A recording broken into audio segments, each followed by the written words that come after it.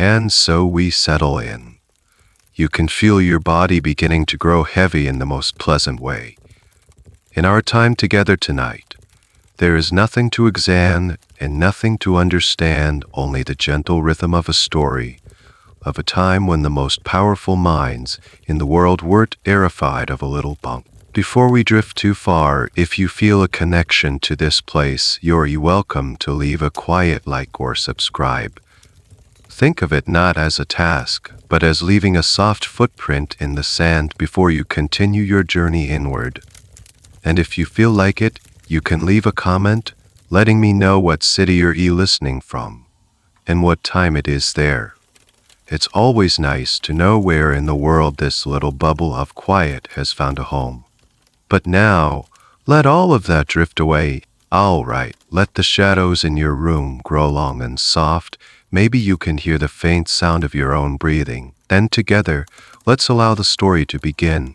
The first thing you have to understand is that your body is, for all intents and purposes, a sack of soup. A very sophisticated, very important leather sack. To be sure, you are a person of some standing. After all, but a sack of soup nonetheless. And the quality of your life, your mood, your very soul, depends entirely on the recipe of that soup. Right now you are sitting in a heavy oak chair, the wood cool against your back even through your fine woolen tunic. High fire crackles in the hearth, but it does little to fight the persistent dampness that seems to seep from the stone walls of your study. Outside, it is probably raining. It feels like a day for rain. You feel it inside you too, a certain slowness, a dampness in your spirit. This isn't a mystery to you. It's simple science. Your body is governed by, for liquids, the four humors. There is blood, which is hot and wet, making you sociable and cheerful. There is phlegm, cool and wet, which can make you calm, or if there's too much of it, a bit lazy and phlegmatic. It's a perfectly good word. Then there's yellow bile, hot and dry, the source of passion and ambition, but also anger if it gets out of hand. And finally, there is the one you suspect is troubling you today. Black bile. Black bile. The cold, dry humor, the source of melancholy. To you, this isn't psychology. It's physics. Your personal soup is out of balance. Perhaps you ate too much rich meat last night, or the season is changing, or you've simply been thinking too many deep, scholarly thoughts. These things can cause the liver to cook up a bit too much of that dark, sludgy humor. And now it circulates within you, coloring your perceptions, making the world seem a bit dimmer, your own thoughts a bit heavier. This isn't necessarily a bad thing. A touch of melancholy is fashionable among men like you scholars, poets, princes. It suggests a certain depth, an artistic soul. The cheerful, ruddy-faced man, bursting with blood, is seen as a bit simple, a bit of a lightweight. But you, the melancholic, are a man of substance and intellect. You feel things more deeply. The sorrow of the world flows through you because you are sensitive enough to notice it. At least, if it were to get worse, you would call for a physician. A thin, serious man would arrive, and he wouldn't ask you about your childhood. He would ask to see your urine. This is the height of medical diagnosis. He would hold the flask up to the light, observing the color, the clarity, the sediment. He might even give it a little sniff. He has a chart, a wheel of colors, that tells him everything he needs to know about the state of your internal soup. He might nod sagely. Too much black bile. We must make you warmer and wetter. The prescription would be simple. A change in diet. More warm, moist foods like chicken or lamb. Perhaps a warm bath scented with mallows. He might advise you to listen to uplifting music or avoid reading serious books for a while. If things were really bad, he might suggest a bit of bloodletting to remove some of the excess liquid, but you'd rather not. Historians in the future will argue about this. They'll debate whether you and your contemporaries truly believed your bodies were just containers for sloshing liquids, or if it was more of a complex metaphor for health and personality. But for you sitting in this chair, feeling the weight in your limbs and the somber cast of your thoughts, it feels very, very real. You are a vessel, a finely tuned container of humors. And this is the most important thing to remember. Because if the very substance of your being is this fluid, this changeable, soupy mixture, then it's not so strange to believe that under the right or very wrong conditions, it could be transformed into something else entirely. Something harder, colder, and much, much more fragile. The world outside your study is changing. It's filled with a new kind of magic, a substance that feels both solid and not, both present and transparent. It's a material that seems to defy the old earthy rules of stone and wooden iron. Of course, glass isn't entirely new. You've seen it your whole life in the crude, greenish, bubbly windows of the grandest churches, light filtering through in a distorted, holy haze. You've drunk wine from thick, imperfect Venetian goblets. But now, something is different. The art of its creation is being perfected. It's becoming clearer, more brilliant, more possible. You find yourself drawn to it. In the bustling markets, you see traders hawking small, curved lenses reading stones that make the cramped words in your manuscript sleep up, bold and clear. It's a small miracle. You can sit and read for hours without the familiar headache that comes from squinting at tiny, hand-copied letters.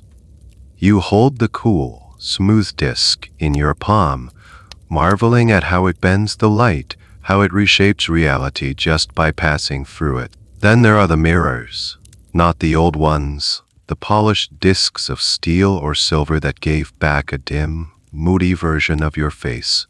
These new mirrors are made of glass backed with a layer of metal, and the image they return is terrifyingly crisp. It's you, but also not you. A perfect, silent twin trapped behind an invisible wall. You stare into your own eyes, and for a moment, it feels like the person staring back is the real one, and you were just a warm, fleshy copy. But the real fascination, the real obsession for a man of your intellectual leanings, is alchemy. This is the great and secret science of your time. You spend your evenings not just reading philosophy, but also poring over arcane texts that speak of transformation. Turning lead into gold is the famous goal, of course, the stuff of fables. But the true alchemists, are seeking something far more profound. The philosopher's stone, the elixir of life, the secret to purifying matter itself. And what is the symbol of this purification? The alembic, the retort, the strange and beautiful glass vessels that now decorate a corner of your own study. You have a small furnace, and you've dabbled. You've heated wine, watching it transform into vapor, climb the curved neck of the glass swan, and condense as a pure, potent spirit. You've seen common substances heated until they separate, sublime and crystallize into new forms against the clear walls of your flask. Glass is the container of change. It's the one material strong enough to withstand the fire of transformation, yet clear enough to allow you to witness the miracle. It's pure, it's rational. It doesn't participate in the messy business happening inside it. It just contains and reveals. You begin to see it as the ideal state of matter. Not base and opaque like lead, but clarified, refined, see-through. Some historians will later claim that this growing obsession with glass and alchemy was a direct precursor to the scientific revolution. They'll say it was the beginning of controlled, observable experimentation. Others will argue it was pure mysticism, a dead-end street of magical thinking. The debate still lingers in the quiet halls of universities centuries from now. But for you, the line between science and magic is not just blurry. To transform a substance in a glass vessel is to understand its secret soul, a process that is both chemical and divine. One afternoon, a package arrives. It's from a colleague in Germany. You unwrap the straw and cloth to reveal a prism. It looks like a simple wedge of glass, but when you hold it up to the weak sunlight slanting through your window, it performs an act of impossible alchemy. It takes a single, plain beam of white light and shatters it into a rainbow on your stone wall. Red, yellow, blue, green. All the colors of the world were hiding in the whiteness. The light itself contains a hidden, beautiful structure. You are captivated. Use it there for hours, just turning the prism, watching the colors dance, and a thought, quiet and unsettling, begins to form in the back of your melancholic mind. If light can be so easily broken into its constituent parts, what about other things? Things that seem solid. Things that seem whole. Things like a human body. You look down at your own hands, flesh and bone, a sack of soup. But in the alchemical fire of a fever, or the intense heat of a philosophical conundrum, couldn't it too be purified, transformed, cooked down to its essence, to something clear and beautiful and just as easily shattered as that beam of light? The news arrives the way all important news does, not as a formal proclamation, but as a trickle of gossip, carried by merchants and traveling courtiers, whispered in taverns and at the dinner table. It's a story from across the water, from the glittering, chaotic heart of France. It's a story about the king. King Charles VI of France, they say, has gone mad. This isn't entirely shocking. Kings are not like other men. They live under immense pressure, their minds and bodies belonging not to themselves but to the state. And their humors, you can only imagine, must be in a constant state of turmoil. But the nature of this madness is what makes you lean in closer, your wine forgotten in your hand. The story goes that it began during a hot summer campaign. The king was riding through a forest with his retinue when a leper, a man in rags, darted out from the trees, grabbed the king's bridle, and shrieked that he was being betrayed. The king was startled, but his guards pushed the man away, and they rode on.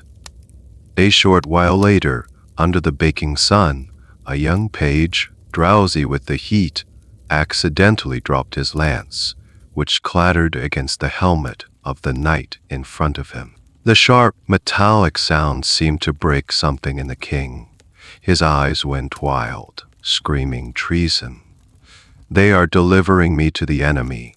He drew his sword and charged his own men, his closest friends and family, cutting down several of them before he could be subdued. He fell into a deep stupor after that, a coma that lasted for days. When he awoke, he was different. He didn't seem to recognize his wife, his children, his own name. He would run wildly through the halls of his palace, the Hotel St. Paul, until he collapsed from exhaustion. But it's the latest development that is the most bizarre, the part of the story that makes people lower their voices and glance over their shoulders.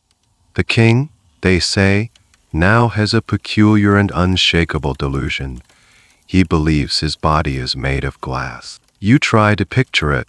The King of France, a man anointed by God, refusing to let anyone touch him for fear he might shatter. He wears special, reinforced clothing, thick with padding, just in case he bumps into a doorway. He has, according to one particularly juicy rumor, had large iron rods sewn into the lining of his tunic to provide a sort of internal scaffolding for his brittle form. He won't allow others to sit on his bed.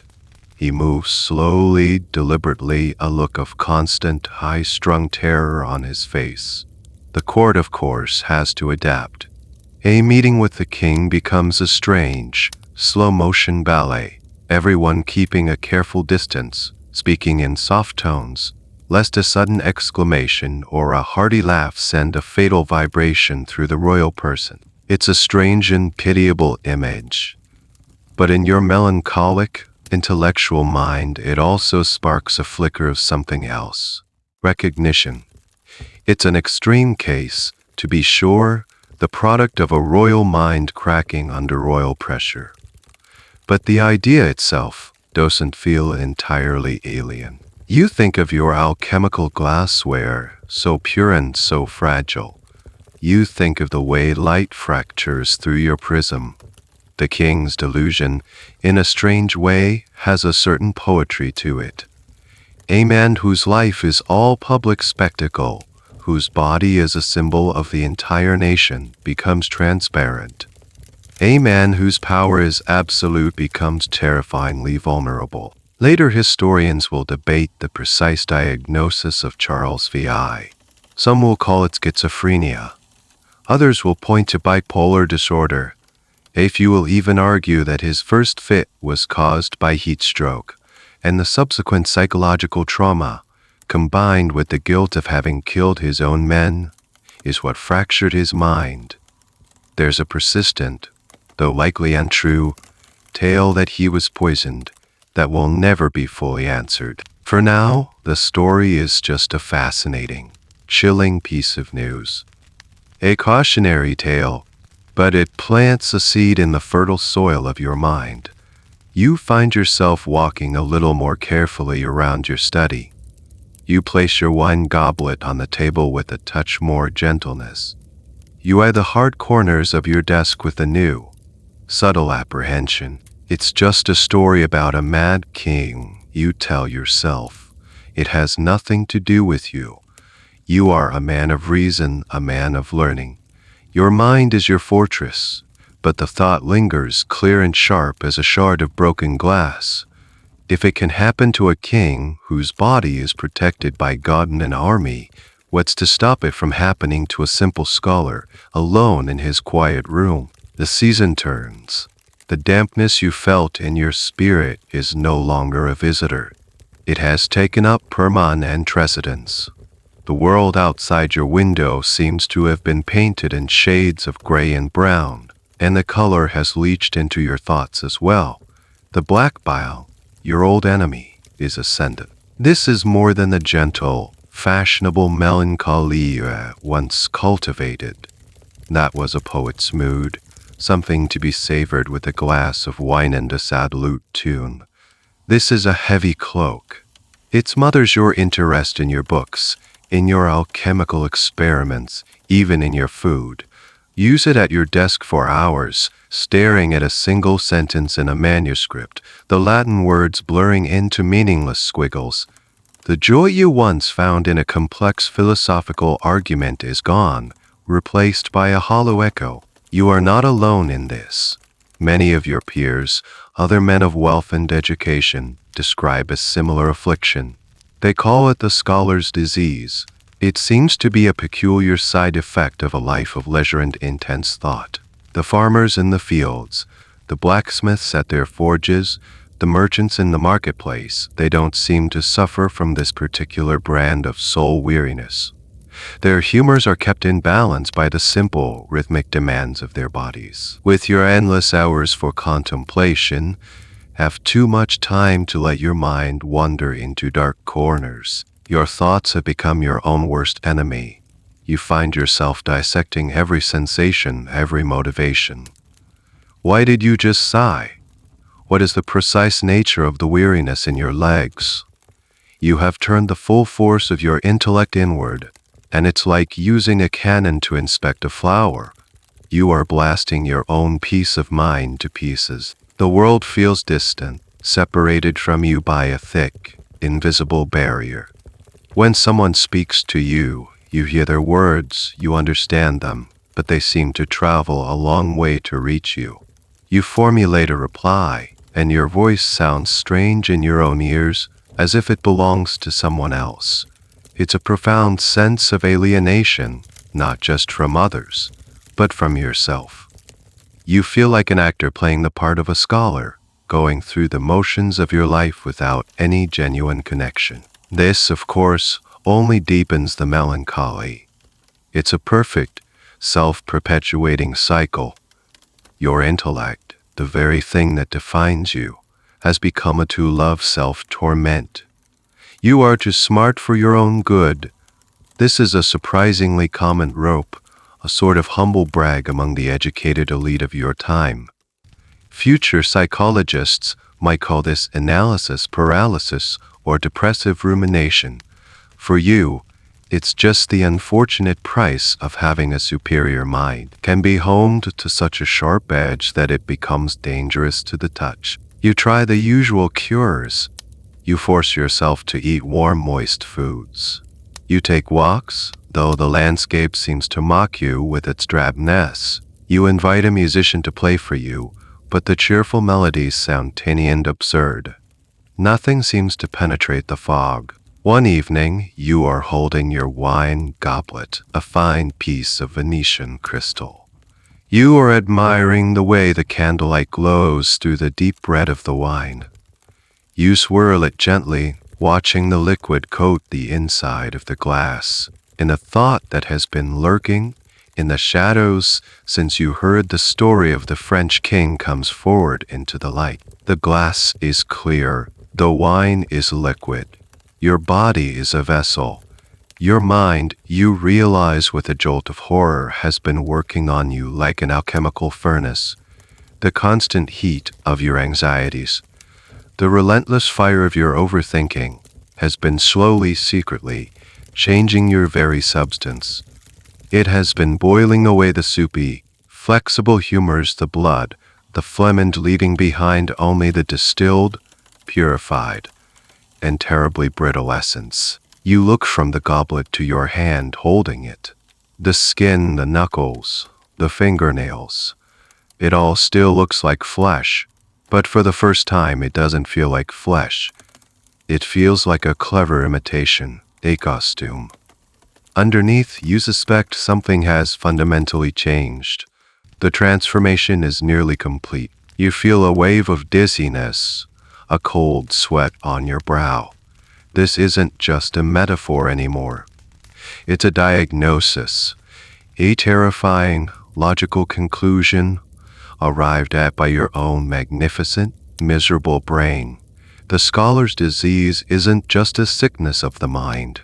It's a sickness that turns the body into a prison of its own worst fears. It begins with a fever, not a dramatic, life-threatening blaze, but a low, simmering heat that cooks you slowly for a week. Your head aching, your body alternating between shivering fits and a clammy, unpleasant warmth. The physician comes, of course. He nods grimly, confirms that your humors are in a state of dangerous agitation, and prescribes foul-tasting herbal concoctions and complete rest. Your world shrinks to the four posts of your bed. The line between waking and sleeping blurs into a long, gray twilight. In your lucid moments, you are aware of the fragility of your body in a way you never have been before. Every cough feels like a small explosion in your chest. Every ache is a sign of some internal weakness. Your own bones feel alien to you, a hard, unyielding framework beneath your soft, suffering flesh. During the fever dreams, you are in your study, surrounded by your alchemical equipment. But the glass vessels are not on the shelves. They are inside you. You can feel the sharp curve of a retort in your gut, the long, delicate neck of an alembic rising up your throat. The fire in your furnace is the same fire that burns in your veins. You are both the scientist and the experiment, the container and the thing contained. One night, in the depths of this delirium, a specific image comes to you with stunning in a great, sunlit hall. You are naked, but you feel no shame, only a strange sense of purity. You hold your hand up to the light, and it is no longer made of skin and bone. It is perfectly transparent, a beautiful, flawless sculpture of crystal. You can see the light shining through it, casting a faint, shimmering pattern on the floor. You feel light, clean, and sublime. Then, from across the hall, a child laughs. It's a happy, innocent sound, but it strikes you like a physical blow. A tiny, hairline crack appears on your translucent thumb. It titers outward, a silvery web of fracture. Another sound aid or closing somewhere in the palace, and a new crack up your crystal plate in a distant kitchen, and the resulting clang travels through the floor, up your crystalline legs, and your entire body is suddenly crazed with a million tiny fissures. You stand there frozen, knowing that the next sound, the next vibration, even your own breath, will be the one that reduces you to a pile of sparkling dust. You wake up with a gasp, drenched in sweat. The fever has broken. The heat is gone, replaced by a profound and unnatural coldness. But the dream has not left you.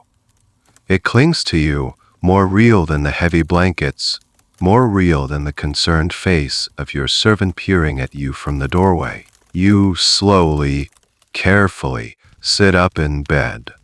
The movement is stiff, tentative. You listen to the creak of the mattress ropes, and you flinch.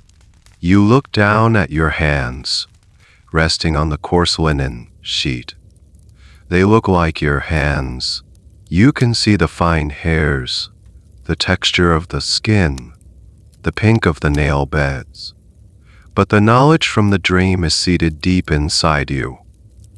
It's a truth that you now feel in your very core. What you are seeing is a lie, a clever deception.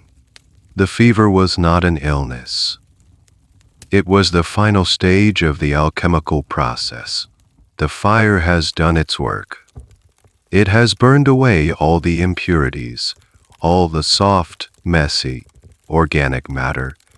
It has cooked your humors down to their essential, crystalline nature. The sickness is gone, but it has left behind this terrible, unshakable certainty. Your body is no longer made of flesh and bone. You are now, and forever will be, made of glass. The fear that follows this realization is unlike any fear you have ever known. It is not the fear of death, which is at least a natural and expected end. This is the fear of disintegration, the fear of ceasing to exist in a sudden, violent, and slightly embarrassing shattering. You swing your legs over the side of the bed with the deliberate, agonizing slowness of a man twice your age. You place your feet on the cold stone floor as if they are priceless artifacts. Every joint in your body feels rigid, locked. You are acutely aware of the hardness of the floor, the roughness of the stone. You can almost feel the microscopic pressures, the vibrations, the sheer, brutal solidity of the world around you. And you, in the midst of it all, are just a fragile, hollow shape, waiting for the fatal impact. The chill you feel has nothing to do with the temperature of the room. It's the coldness of glass. The world is now a minefield. Your first steps out of bed are a lesson in terror. The floor is no longer a passive surface. It is an adversary. You can feel the unyielding pressure of the stone against the soles of your feet, and with every step, you imagine your glass ankles cracking under the strain of your own weight. You don't walk, you glide, you shuffle. You move with a strange, fluid caution, your arms held slightly out from your sides as if to ward off invisible threats. Your own body, once a familiar and reliable vehicle, has become a terrifyingly fragile piece of cargo you must transport from one place to another. The feeling is not just a thought in your head. It's a physical sensation. When you touch your own arm, you don't feel the familiar warmth and give of skin. You feel a cool, hard surface. You tap it lightly with a fingernail, a terrifying experiment, and the resulting sound seems to be not the dull thud of flesh, but a faint, high-pitched tink. You snatch your hand away, your heart pounding. Was it real, or did you just imagine it? It doesn't matter. The experience was real enough. You have to get dressed. This simple, daily act is now a monumental challenge. You look at your clothes with suspicion. The rough spun linen of your shirt, the heavy wool of your tunic, they feel abrasive, dangerous. You pick up the shirt, handling it as if it were made of sandpaper. You slowly, painstakingly, feed one glass arm into a sleeve, then the other, cringing as the fabric scrapes against your crystalline skin. You half expect to see tiny scratches appear on your transparent arms. The real test is your reflection. You force yourself to stand before the new Venetian mirror in your chamber. You look normal, a bit pale from the fever, perhaps a bit thinner. But the image staring back at you is undeniably made of flesh. This, however, brings you no comfort. It only proves how complete the transformation is. It is a perfect imitation, a flawless glass copy of your former self. You press a finger to your cheek in the mirror. The glass of your cheek is also cool. The two surfaces meet, and you can't tell where one ends and the other begins. It's a moment of profound and dizzying horror. This is the central paradox of your new existence. You appear solid, but you feel transparent. You look like flesh, but you know you are crystal. Historians centuries from now will label this a somatic delusion, a false belief about one's own body. They will try to find its roots in the brain, in chemical imbalances, in a misfiring of the senses. But for you, it is no delusion. It is a state of being. You have privileged information about your own internal reality that is hidden from the rest of the world. Your senses have been recalibrated to perceive this new reality. The sounds of the world are sharper, more dangerous. The clatter of a dropped spoon from the kitchen makes you jump. The slam of a distant door is a physical shockwave that you feel in your bones, your glass bones. You find yourself listening intently not to conversations, but to the ambient noise of your home, constantly assessing the level of vibrational threat. Even the light has changed. When you stand near a window, you feel the sunlight passing through you, not just warming your surface. You feel illuminated from within, which carries with it the terrifying realization that your insides are now visible to the world. If only they had the eyes to see. You are a walking anatomical display. Your fragile crystalline organs are on full view. You try to explain it to your servant. You call him in, and in a low, urgent whisper, you tell him that you have become glass. He just looks at you with a mixture of pity and confusion. He pats your shoulder reassuringly. "You've just been unwell, my lord," he says. The pat, meant to be comforting, sends a jolt of pure panic through you. You recoil, shouting at him to back away, to never touch you again. He retreats, his eyes wide with alarm. You are utterly alone in your brittle prison. No one understands. They see a man, but you are a sculpture. They see a master of the house, but you are a precious, irreplaceable object that has been carelessly left in the middle of a busy thoroughfare. And the worst part is the constant, humming, background fear. It's not a fear of something that might happen. It's a certainty that it will happen. The only question is when and how. Will it be a stumble on the stairs, a careless bump from a servant, a book falling from a high shelf? You are living on borrowed time. each second a small victory against the inevitable, shattering end. The physician returns. Your worried servants, having witnessed your strange behavior and your outburst about being made of glass, have summoned him again. He arrives with his leather bag of instruments and his air of professional gravity, fully expecting to treat the lingering effects of a fever. He is not prepared for you. You receive him not in bed, but standing rigidly in the center of your study. You've chosen the spot carefully. It's the point in the room furthest from any furniture, any walls, any potential source of impact. You watch him enter, your eyes tracking his every move, noting the way his boots scuff against the stone floor, the way his cloak swings as he walks. Each movement is a potential threat. My lord, he begins, his voice a little too loud for your sensitive state. Your man tells me you are feeling unwell. You just nod, a tiny, stiff movement of your head. I am not unwell, you say, your voice a strained whisper. I am transformed. The physician puts his bag down on your desk. The soft thud of the leather on the wood makes you flinch. He pulls out a stool, but instead of sitting, he approaches you. Transformed. Tell me what you mean. You hold up a hand to stop him, an unmistakable gesture to keep his distance.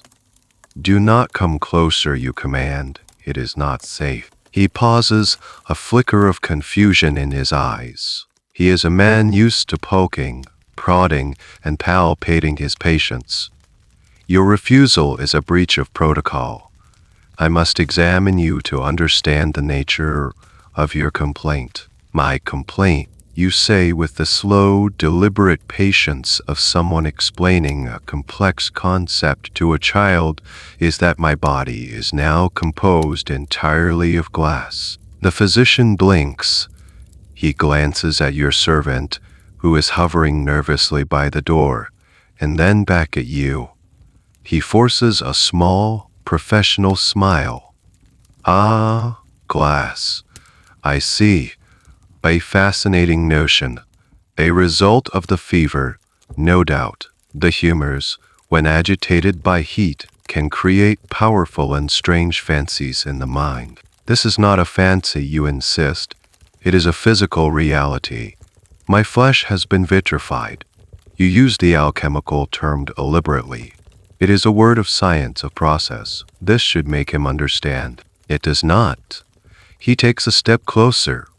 If you will permit me, he says, his hand outstretched, I would like to feel your pulse. The rhythm of the heart can tell me much about the balance of your blood. My blood is no longer liquid, you whisper, backing away.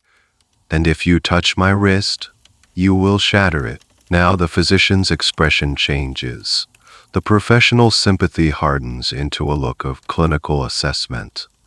He sees not a patient with a strange idea, but a mind that has come untethered. He is no longer diagnosing a humoral imbalance. He is diagnosing madness. This is a problem for which his charts of your uncolors have no answer. Some doctors in your era, faced with such a case, might have resorted to harsh methods, restraints, purges, even induced vomiting, attempting to shock the mind back into its proper state.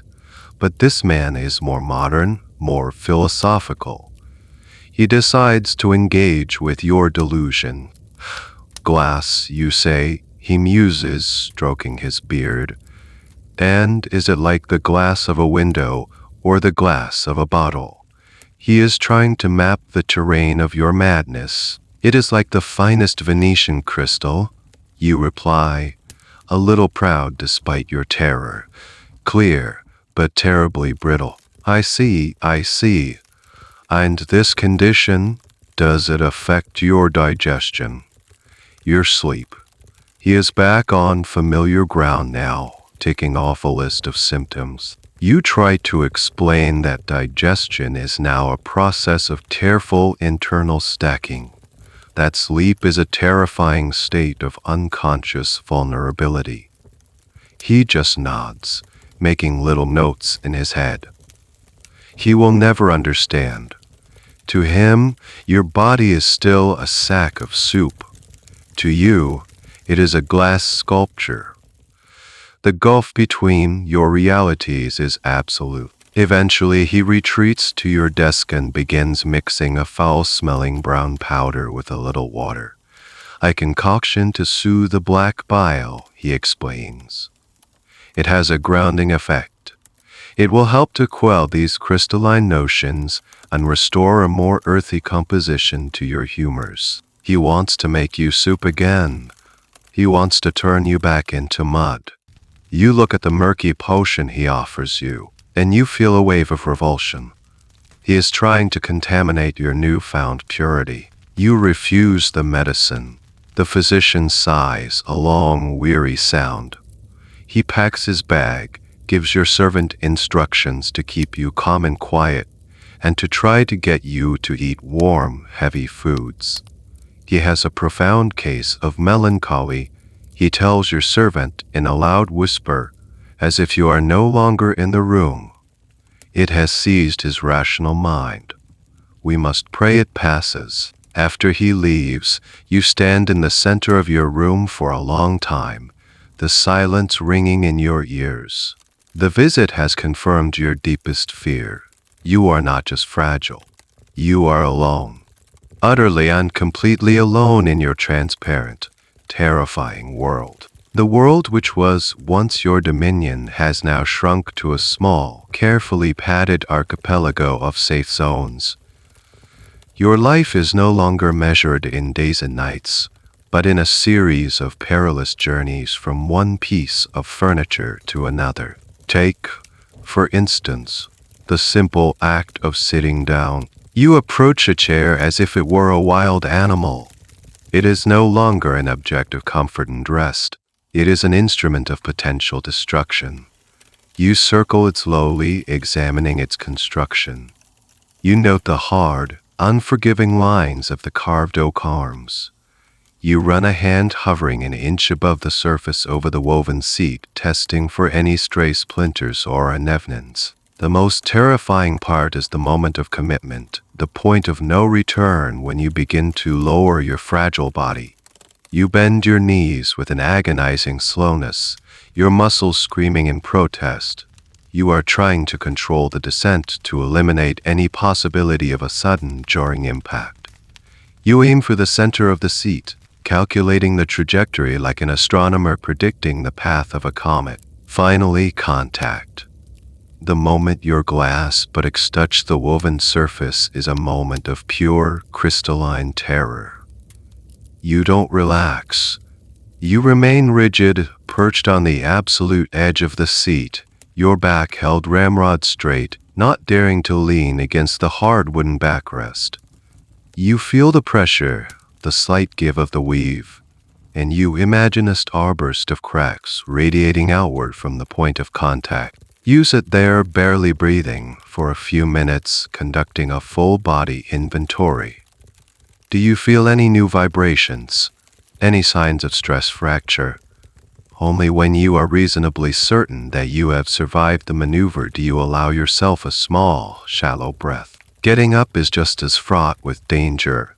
You can't just stand. That would involve a pushing motion, a transfer of stress that could be catastrophic. Instead, you have to lean forward, shifting your weight onto your feet with a liquid grace you didn't know you possessed, and then rise, all in one smooth, controlled movement. The bed is even worse. A bed is for relaxation, for surrender. For you, it is a nightly trial. You cannot simply lie down. You have developed an elaborate ritual. First, you arrange the pillows and you have acquired many more pillows into a soft, forgiving nest. Then you lower yourself onto the edge of the mattress, sit for a moment to ensure stability, and then execute a slow motion, sideways roll into the waiting cocoon of goose down. You lie there perfectly still, a glass figurine in a velvet-lined box. Sleep, when it comes, is fitful. You are terrified of turning over in your sleep. What if you were to fling a glass arm against the bedpost? What if a sudden dream spasm were to cause you to kick a foot against the wall? You try to sleep on your back, your arms crossed over your chest like a sarcophagus lid, a position of ultimate stillness. This constant, low-grade physical tension is exhausting. Your muscles, perpetually clenched to protect your glass frame, ache with a fatigue that sleep cannot cure. But it is the mental strain that is truly wearing you down. Every object in your world now has a hidden property. Its hardness. You are constantly, subconsciously, assessing everything. The stone floor is a 10 on your personal scale of terror. The oak table is an 8. A leather-bound book is perhaps a 4, capable of a nasty chip if it fell from a height. A velvet curtain is zone of relative safety. This obsession with hardness is a documented feature of your condition. Centuries later, scholars reading the case notes of physicians from your era will find this detail repeated again and again. Patients describing the world, not in terms of its potential to shatter them. Some will see it as a metaphor for a rigid, unyielding society. Others will argue it's a tangible symptom of the psychosis itself. The debate, as always, will be inconclusive. But you aren't debating, you are living it. You find yourself staring at a dropped apple on the floor. It rolled from the table. You watched it fall, a soft, dull thud. But now it's there, an object of immense philosophical weight. It is soft. Your floor is hard. You are brittle. If you were to step on it, what would give way first? Your glass foot, the soft flesh of the apple, or the hard stone of the floor? It's a riddle of physics and fear. You decide to leave the apple where it is. Your world is full of such abandoned apples now, small territories of uncertainty that you have ceded to the enemy. Your path through your own home has become a strange, winding one, a careful dance around any object that might possess a dangerous degree of solidity. The shortest distance between 2 points, for you, is no longer a straight line. Since your own body offers no protection, you must rely on external solutions. Your brilliant, anxious mind, once occupied with philosophy and alchemy, is now entirely dedicated to the science of personal safety engineering. Your wardrobe, once a matter of status and style, is now an arsenal of defensive padding. You begin by dismissing all your fine, fashionable clothes. The silks, the crisp linens, the velvets with their stiff embroidery, they offer no real protection. They are mere decoration. You need armor, but not the clanking, rigid armor of a knight. That would be suicide. The clang of metal on metal would surely be the end of you, and a careless bump could transfer a fatal shock directly to your glass skin. No, you need soft armor. Your first experiment is with wool. You commission your tailor to create a new suit for you, but to your own, very specific instructions. You demand a tunic and hose, made not from 1 layer of wool, but 4. The tailor, a man accustomed to creating elegant, form-fitting garments, is baffled. But my lord, he protests, it will be bulky, unseemly. You will look like a stuffed goose. I do not care how I look, you snap, your voice tight with anxiety. I care about insulation from impact. He sews the garment, shaking his head. When you put it on, it is as cumbersome as he predicted. You feel slow, swaddled, and ridiculous. But you also feel a tiny bit safer. The world seems a little further away, its hard edges slightly muffled by the layers of wool. But it's not enough. Wool can absorb a minor blow, but what about a fall? What about a direct collision with the corner of a table? You need more. Your gaze falls upon your bed, the pillows, the mattress, the goose down. That is the answer. You summon the tailor again, along with a team of seamstresses. You have a new, even stranger request. You describe a suit, an entire outfit from head to toe, designed with hollow pockets and channels. These pockets, you explain, are to be filled with the softest goose down available. The staff exchange worried glances. This is no longer a strange eccentricity. This is a descent into madness. But you are the master of the house, and your orders are absolute. For a week, the sound of sewing fills the house, and a fine dust of down feathers seems to coat every surface. The result is a masterpiece of paranoid design. It is a soft, quilted monstrosity. You look like a man made of clouds. When you walk, you rustle. You can no longer bend at the waist, and your arms stick out from your sides at a fixed angle.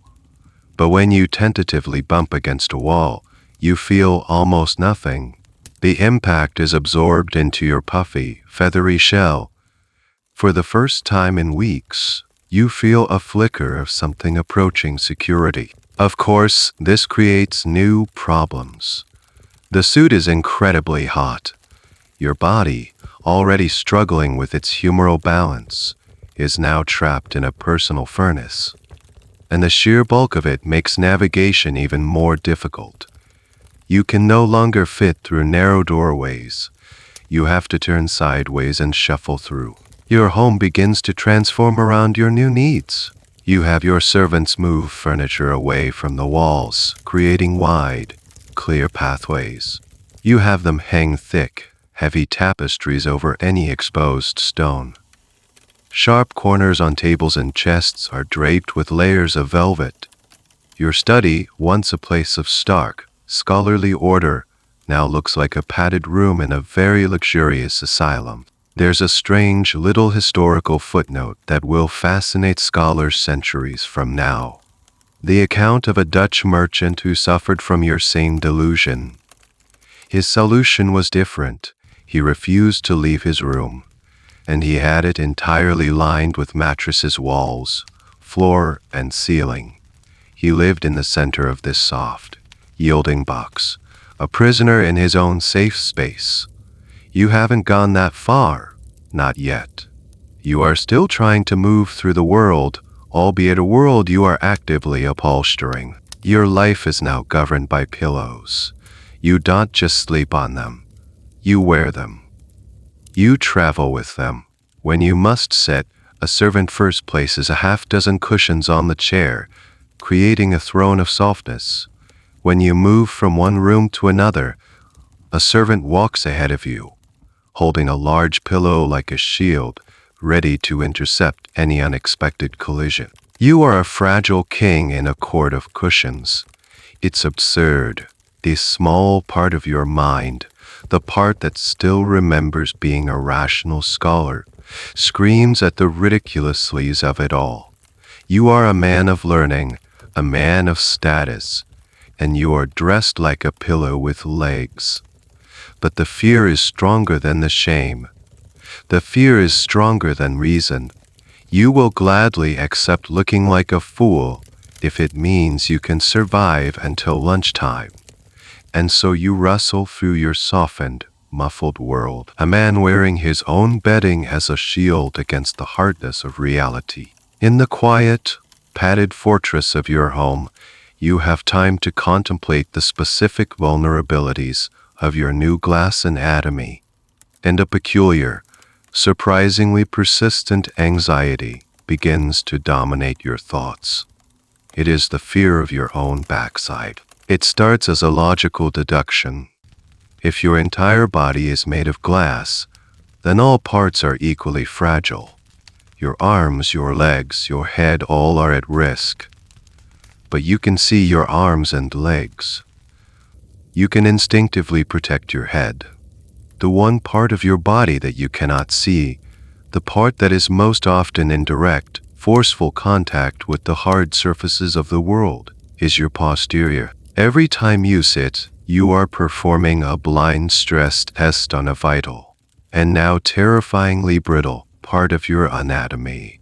The thought is both horrifying and deeply, profoundly undignified. You, a man of letters, haunted by the structural integrity of your own buttocks. This isn't just your own private, bizarre worry. As you will later discover, it is a surprisingly common fixation among those who share your condition.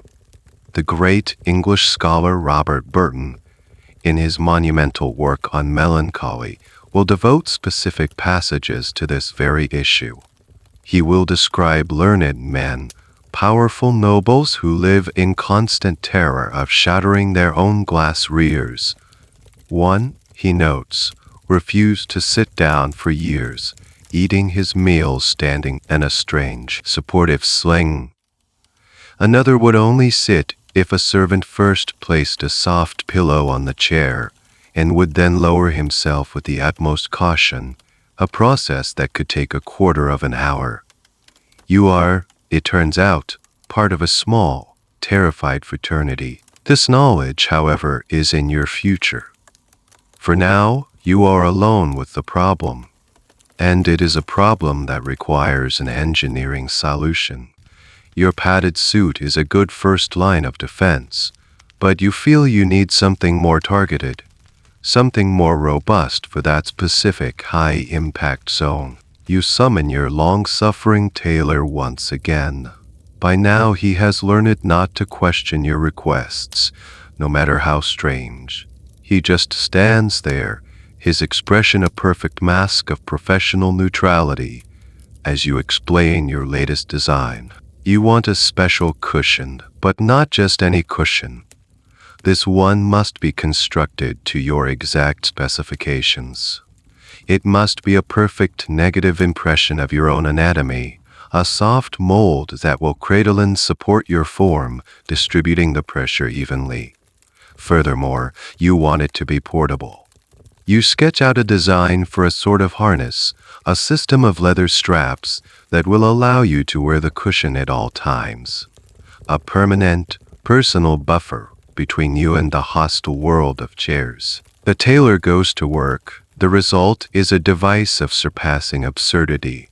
It is a large, half-moon-shaped pillow, stuffed with the finest woolen down, attached to a harness that buckles around your waist and legs.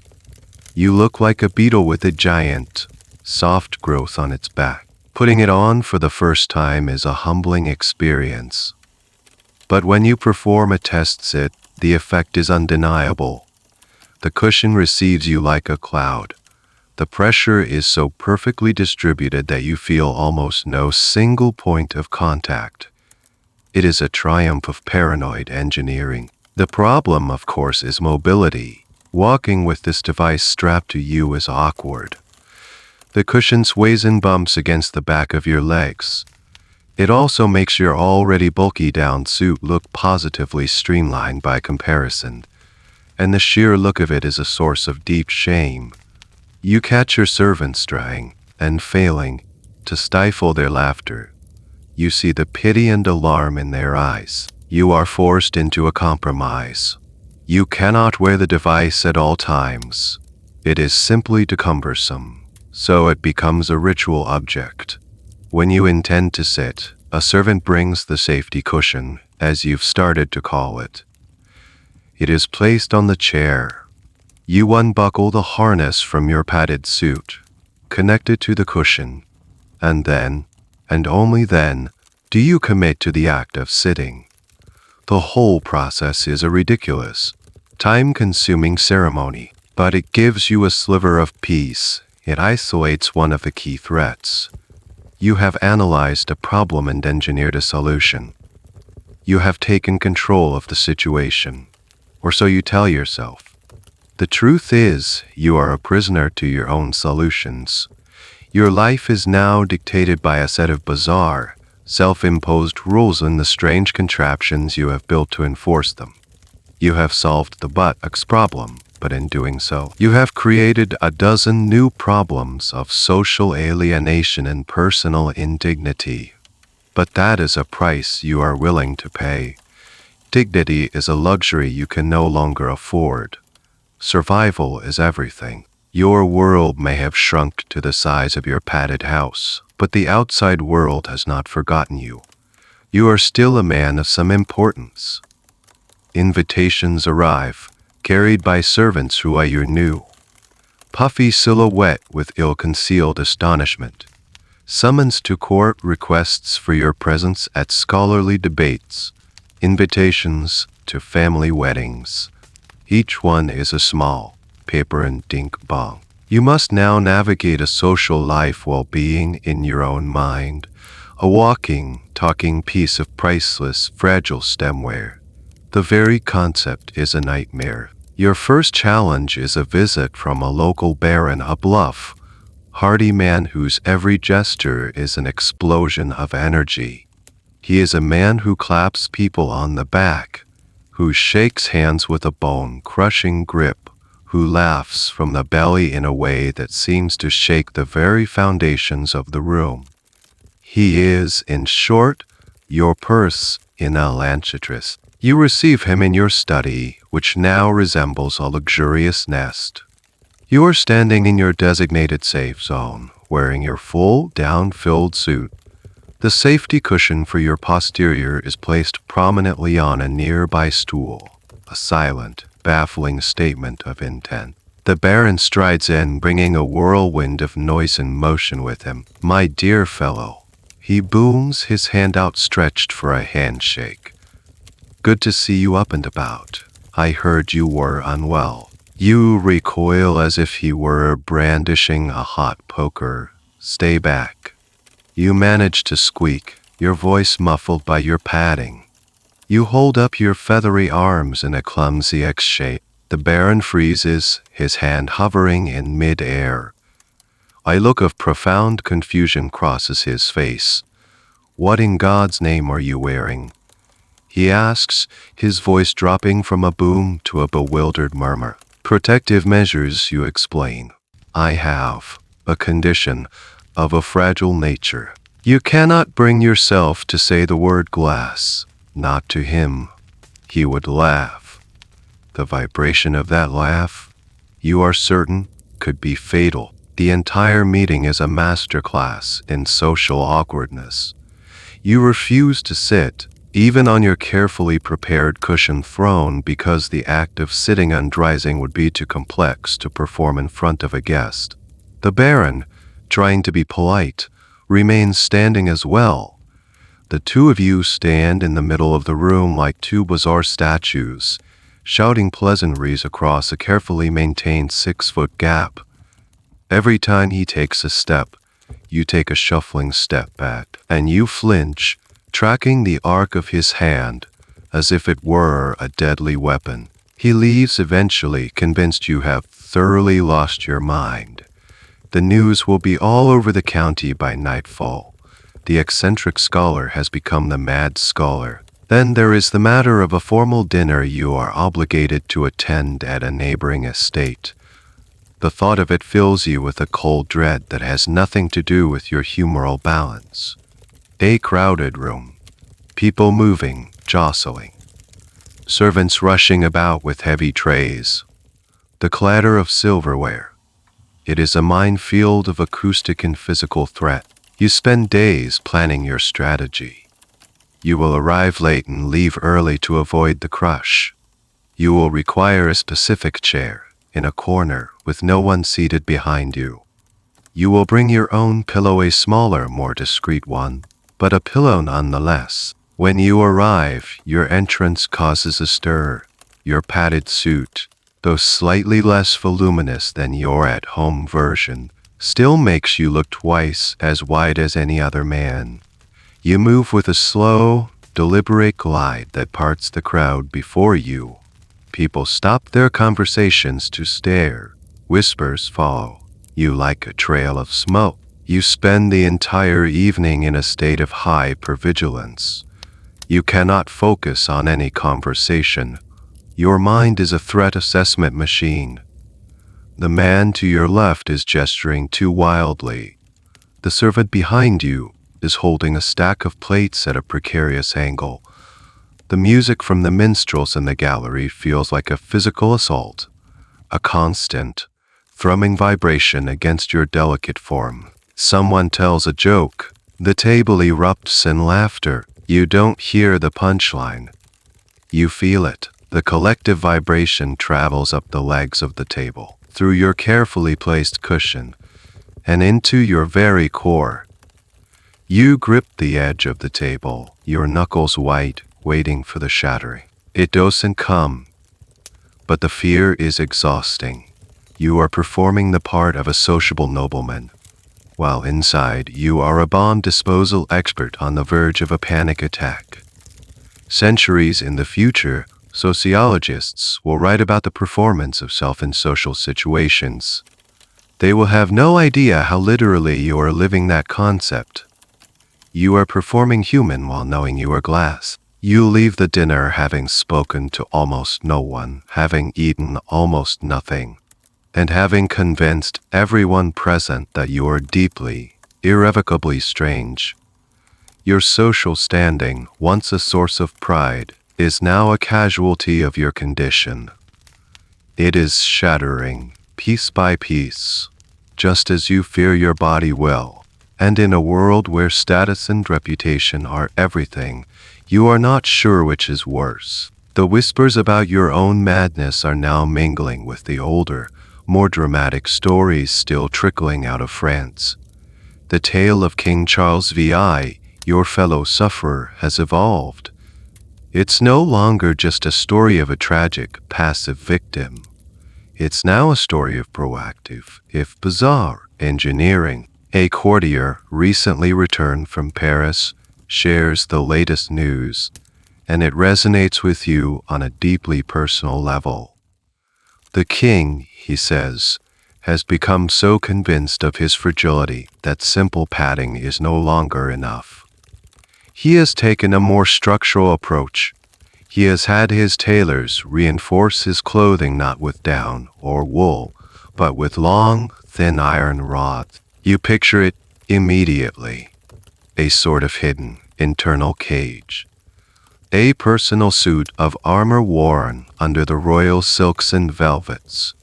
The iron rods would form a rigid framework around his torso and limbs, a sort of exoskeleton designed to prevent any part of his glass body from bending or flexing to a breaking point. If someone were to bump into him, they would collide with the unyielding iron, not the delicate crystal body it protects. It is, you have to admit, a brilliant, if extreme, solution. It addresses a fundamental flaw in your own pillow-based defense system. Your padding absorbs impact, yes, but it does nothing to prevent the terrifying possibility of your own body breaking under its own weight or a sudden, awkward movement. The king's solution provides internal support. It's not just about softening the outside world, it's about reinforcing the inside. This detail, the iron corset, will become one of the most enduring, undebated parts of the king's story. Did it really happen? Some future historians will swear by it, citing contemporary accounts from chroniclers like Jean Froissart. They'll see it as a prime example of the medieval mind trying to solve a psychological problem with a physical, mechanical solution. Others will dismiss it as a fanciful exaggeration, a piece of gossip that got written down as fact. They'll argue that such a device would be incredibly cumbersome and impractical, even for a king. The truth, as is so often the case, remains trapped in the amber of the past. For you, however, it feels absolutely true. It makes a terrifying kind of sense. You even consider commissioning something similar for yourself. You imagine a lightweight cage of iron or steel molded to your form. It would be a prison, yes, but a prison that keeps you safe. You spend an afternoon sketching designs on parchment, a strange hybrid of a tailor's pattern and a blacksmith's blueprint, but you ultimately abandon the idea. The king is a king. He has attendants to dress him, to help him move in his iron cage. He can command the finest blacksmiths in the world to create such a device. You are a scholar. The logistics are beyond you, and the thought of being encased in cold, hard iron, so close to your glass skin, carries its own kind of terror. What if a rod were to slip? The internal impact would be devastating. Still, the king's story gives you a strange sort of comfort. It's a validation. You are not the only one, and your struggle is not just a commoner's madness. It is a royal affliction. The greatest and most powerful men can be struck by this terror. Your condition is not just a malady. It's a high-status malady. There's a perverse snobbery in it that appeals to the part of you that still cares about such things. The story also makes you reflect on the nature of your fear. Is it truly about breaking, or is it about something else? The king's body is a symbol of France itself. When he feels fragile, does it mean the kingdom is fragile? When he armors himself with iron, is he trying to hold a fracturing nation together? You look at your own life. You are a man of learning. Your identity is built on the foundation of your intellect, your reason. And now that foundation is cracked, your mind has betrayed you, turning your own thoughts into instruments of terror. Perhaps your fear of a shattering body is a physical manifestation of your fear of a shattering mind. Perhaps the glass is not in your bones, but in your very sense of self. It's a profound, deeply unsettling thought, and it offers no comfort, no solution. Because if the problem is not your body, but your mind, then no amount of padding, no number of pillows, no cleverly designed iron corset can ever truly protect you. You are trying to build a fortress on the outside, while the traitor is already inside the walls. The realization leaves you feeling colder and more fragile than ever before. Your days are now spent in a state of suspended animation, trapped in your padded rooms, your mind circling the same terrifying thoughts. You have an abundance of one thing: time to think. And as a scholar, thinking is what you do. You begin to analyze your own condition with the same intellectual rigor you once applied to Aristotle or Plato. A new, unsettling hypothesis begins to form. What if this isn't a humoral imbalance? What if the physicians are wrong? What if this isn't a disease of the body at all, but a disease of the intellect? You've always been praised for your sharp mind, your capacity for abstract thought. You can hold complex, contradictory ideas in your head at the same time. You can follow a logical argument to its most extreme and terrifying conclusion. What if this is the most extreme and terrifying conclusion? You think about the nature of the soul, a popular subject of debate among the learned men of your time. Where does it reside? Is it diffused throughout the body, or is it located in a specific place, like the heart or the brain? You've always leaned toward the brain, the soul, the self, your consciousness. It lives in the fortress of your skull. And what is the primary to love the soul? The intellect. And what is the primary to love the intellect? The metaphor. You understand the world through comparison. The state is like a body with the king as its head. Love is a fire. What if your mind, in its melancholic and overstimulated state, has simply created a metaphor so powerful that it has become reality? You have spent your life surrounded by the symbols of intellectual pursuit. Books, manuscripts, and the beautiful, clear glass of your alchemical laboratory. Glass represents clarity, purity, the perfection of reason. It allows you to see the world and to see the secrets of transformation. What if your mind, in its ambition to achieve this state of pure, Clear reason has decided that your body must follow suit. It has latched onto the metaphor. To be perfectly transparent, the delusion, then, is not a random madness. It is a kind of high-concept performance art of the mind. It's a physical manifestation of your highest aspiration, to be a man of pure thought. You have become a walking, talking allegory. This idea will be echoed centuries later by historians and philosophers.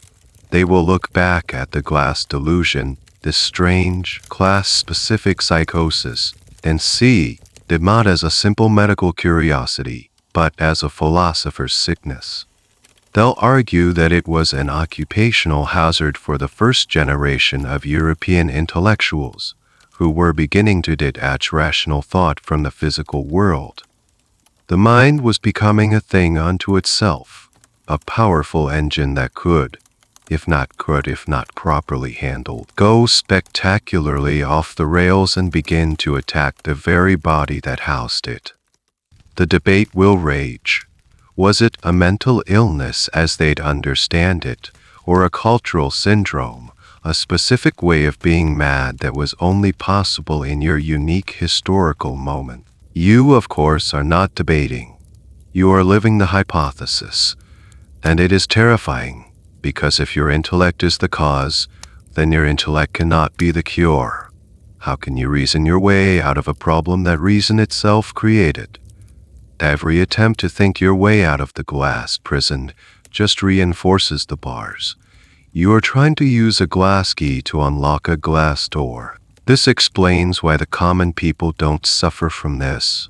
A farmer doesn't have the luxury of spending his days contemplating the metaphorical connection between transparency and reason.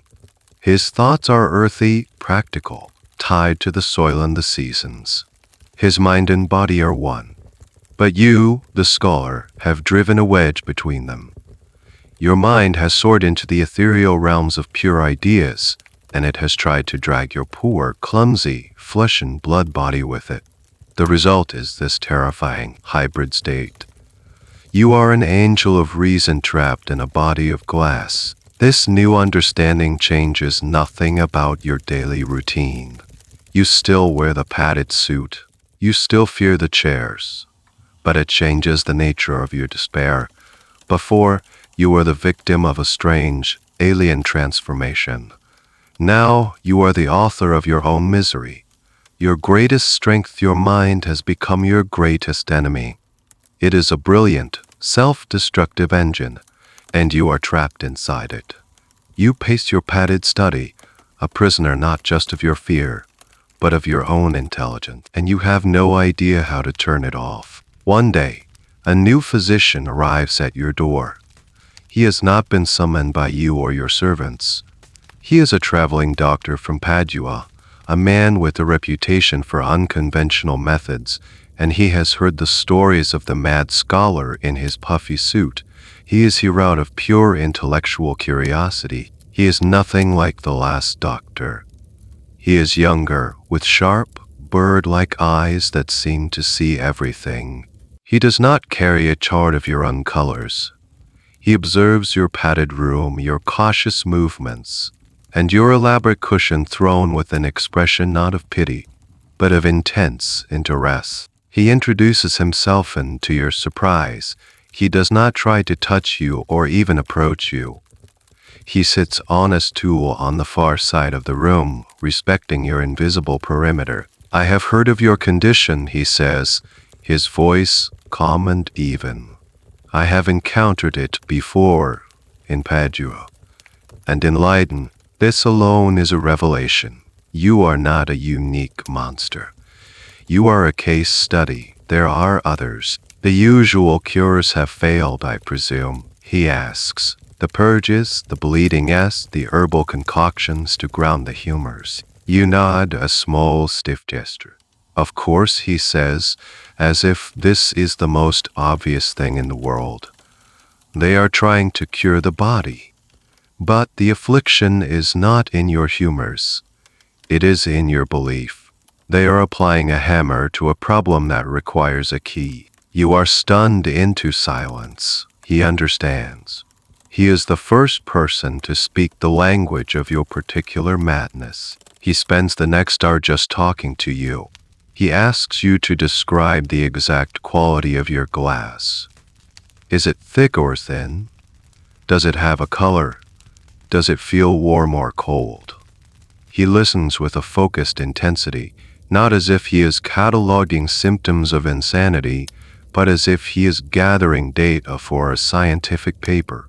For the first time, you feel less like a patient and more like a collaborator. Then he leans forward, a glint in his eye. I have a theory, he says, and I propose an experiment. You believe you are made of glass, and I will not dispute it. For the sake of our work together, let us accept it as a fact. You are glass. You stare at him speechless. However, he continues, have you considered that there are many kinds of glass? You have assumed you are made of the most brittle Venetian crystal. But the alchemists speak of other formulations. Have you never heard of malleable glass? A legendary substance, said to be flexible, even unbreakable. He is, you realize, using the language of your own obsessions against you. He is fighting fire with fire, or rather, fighting glass with glass. I propose a treatment, he says, not to turn you back to flesh, but to temper your glass, to transform it from its current brittle state into a more resilient one. His plan is absurd, theatrical, and utterly brilliant. It is a form of psychological trickery, a placebo for the soul. He begins a treatment that involves no medicine. Instead, he performs a series of elaborate, pseudo-alchemical rituals in your study. He burns strange, smelling herbs, chanting what sounds like Latin but is probably gibberish. He anoints your padded suit with colored oils that he claims will seep through and strengthen the crystalline structure of your body. The most audacious part of his cure comes a week later. He arrives one morning with a small hammer and a grim expression. The final stage of the tempering process, he announces, requires a shock, a controlled impact, to test the new resilience of the material. You are, naturally, terrified. You refuse. But he is persuasive. He explains, using complex and entirely invented alchemical jargon, why this is a necessary and safe final step. He will not strike you directly, he promises. He will strike the floor near you. The vibration, he claims, will be enough to settle the crystalline matrix into its new, stronger form. He spends an hour preparing you, talking to you in a low, soothing voice, building up your courage. Finally, heart-pounding, you agree. You stand in the center of the room, rigid with fear. He stands 10 feet away, raises the hammer, and brings it down with a loud crack on the stone floor. You cry out, a short, sharp gasp. You brace for the shattering. You wait. Nothing happens. You are still standing. You are whole. The physician rushes to your side. It worked, he exclaims, his face alight with triumph. Did you feel it? The vibration. It did not crack you. It strengthened you. Your glass is no longer brittle. It is resilient. And in that moment, in the aftermath of your terror, his certainty becomes your own. A wave of immense, intoxicating relief washes over you. You are still glass, yes, but you are no longer fragile. You take a tentative step, then another. The floor feels just as hard, but your fear of it has diminished. Later historians will call this paradoxical intervention or a primitive form of cognitive behavioral therapy. They'll praise the cleverness of doctors like this one who didn't fight the delusion but entered it, manipulating it from the inside. The cure is not complete. The fear does not vanish overnight, but something has shifted. A seed of doubt has been planted, not in the existence of your glass body, but in its supposed fragility. The doctor from Padua did not shatter your delusion. He just, very cleverly, made it shatterproof. In the wake of the traveling doctor's strange and theatrical cure, you find yourself in a new state of being. You are still made of glass, but you are now unbreakable glass. The constant, high-pitched hum of terror has been replaced by a quiet, cautious confidence. You begin to slowly, tentatively, dismantle the fortress of padding you have built around yourself. First to go is the portable buttock cushion. It is retired to a chest, a relic of a more fearful time. Then, you instruct your tailor to begin removing layers from your puffy suit, one layer of woolen down at a time, a weekly process of sartorial liberation. With each layer you shed, you feel lighter, more mobile, more human. It is during this period of fragile recovery that a book arrives for you. It is a new publication, a massive tome that has become the talk of the learned circles of Europe. It is called The Anatomy of Melancholy, written by an English scholar and clergyman named Robert Burton. You settle into a chair, a real chair, with only a single, modest cushion and open the heavy, leather-bound volume.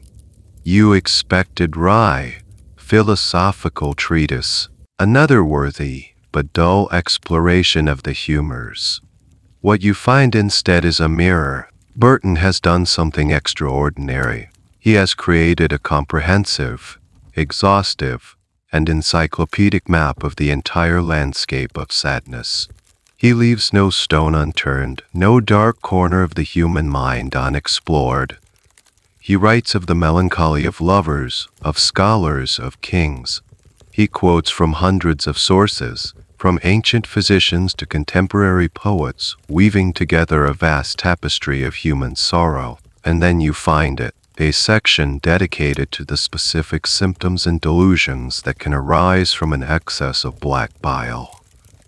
He lists cases of men who believe they are animals, who refuse to speak, who believe they are already dead. And then there it is, written in plain, elegant English, a description of men who think they're all glass. You stop breathing for a moment. He is writing about you. He goes on to describe the specific fears and behaviors with an accuracy that is chilling. He writes of the terror of being touched, the fear of sitting down, the constant anxiety about shattering. He even mentions the specific and undignified fear of breaking one's own posterior, citing historical examples. Reading these words is a strange and contradictory experience. On the one hand, it is a profound validation. You are not a singular monster. Your madness has a name. It is a documented, categorized phenomenon. You are a case study in a book. This brings a strange, academic comfort. You are part of a known pattern, a member of a small, unfortunate club. On the other hand, it is deeply unsettling to see your most private, terrifying, and intimate fears laid out on a page, dissected and analyzed for all to see. Feels like a violation. Burton, a man you have never met, seems to know you better than you know yourself. He has mapped the architecture of your prison. The existence of this book will be a point of fascination for future scholars. They will see the anatomy of melancholy as a landmark, one of the first great works of psychological literature. Some will praise Burton for his empathy and his exhaustive research. Others will criticize him for being a compiler, a man who simply gathered the work of others without much original thought. There is even a quirky, persistent debate about how much of the book is a genuine exploration of sadness and how much is a form of high, elaborate satire, a parody of scholarly methods. You are not concerned with these future debates. You are simply captivated by the book in your hands. It becomes your constant companion. Whenever the fear begins to creep back, you turn to Burton's pages. You read about the man who thought he had a frog in his belly, or the one who believed his head had been stolen, and your own delusion suddenly seems a little less terrifying by comparison. The book acts as a strange form of therapy. It externalizes your fear. It's no longer just your private horror. It's a symptom of melancholy, as described by Burton. It gives you a language, a framework to understand what has happened to you. You are not a man who turned to glass. You are a man suffering from a vitreous delusion. The change in terminology is subtle, but it is everything. It shifts your identity from the thing itself to the person experiencing the thing. You are still made of glass. You are still cautious. You may never again sit on a hard chair with the careless abandon of your youth. But you are no longer alone in your crystalline prison. You have Robert Burton as your cellmate, and his book is a manual, not for escape, but for how to live with courage and a touch of wry, scholarly humor within the transparent walls. As you slowly rejoin the world, shedding your layers of padding like a strange, molting creature, you find that your perspective has changed.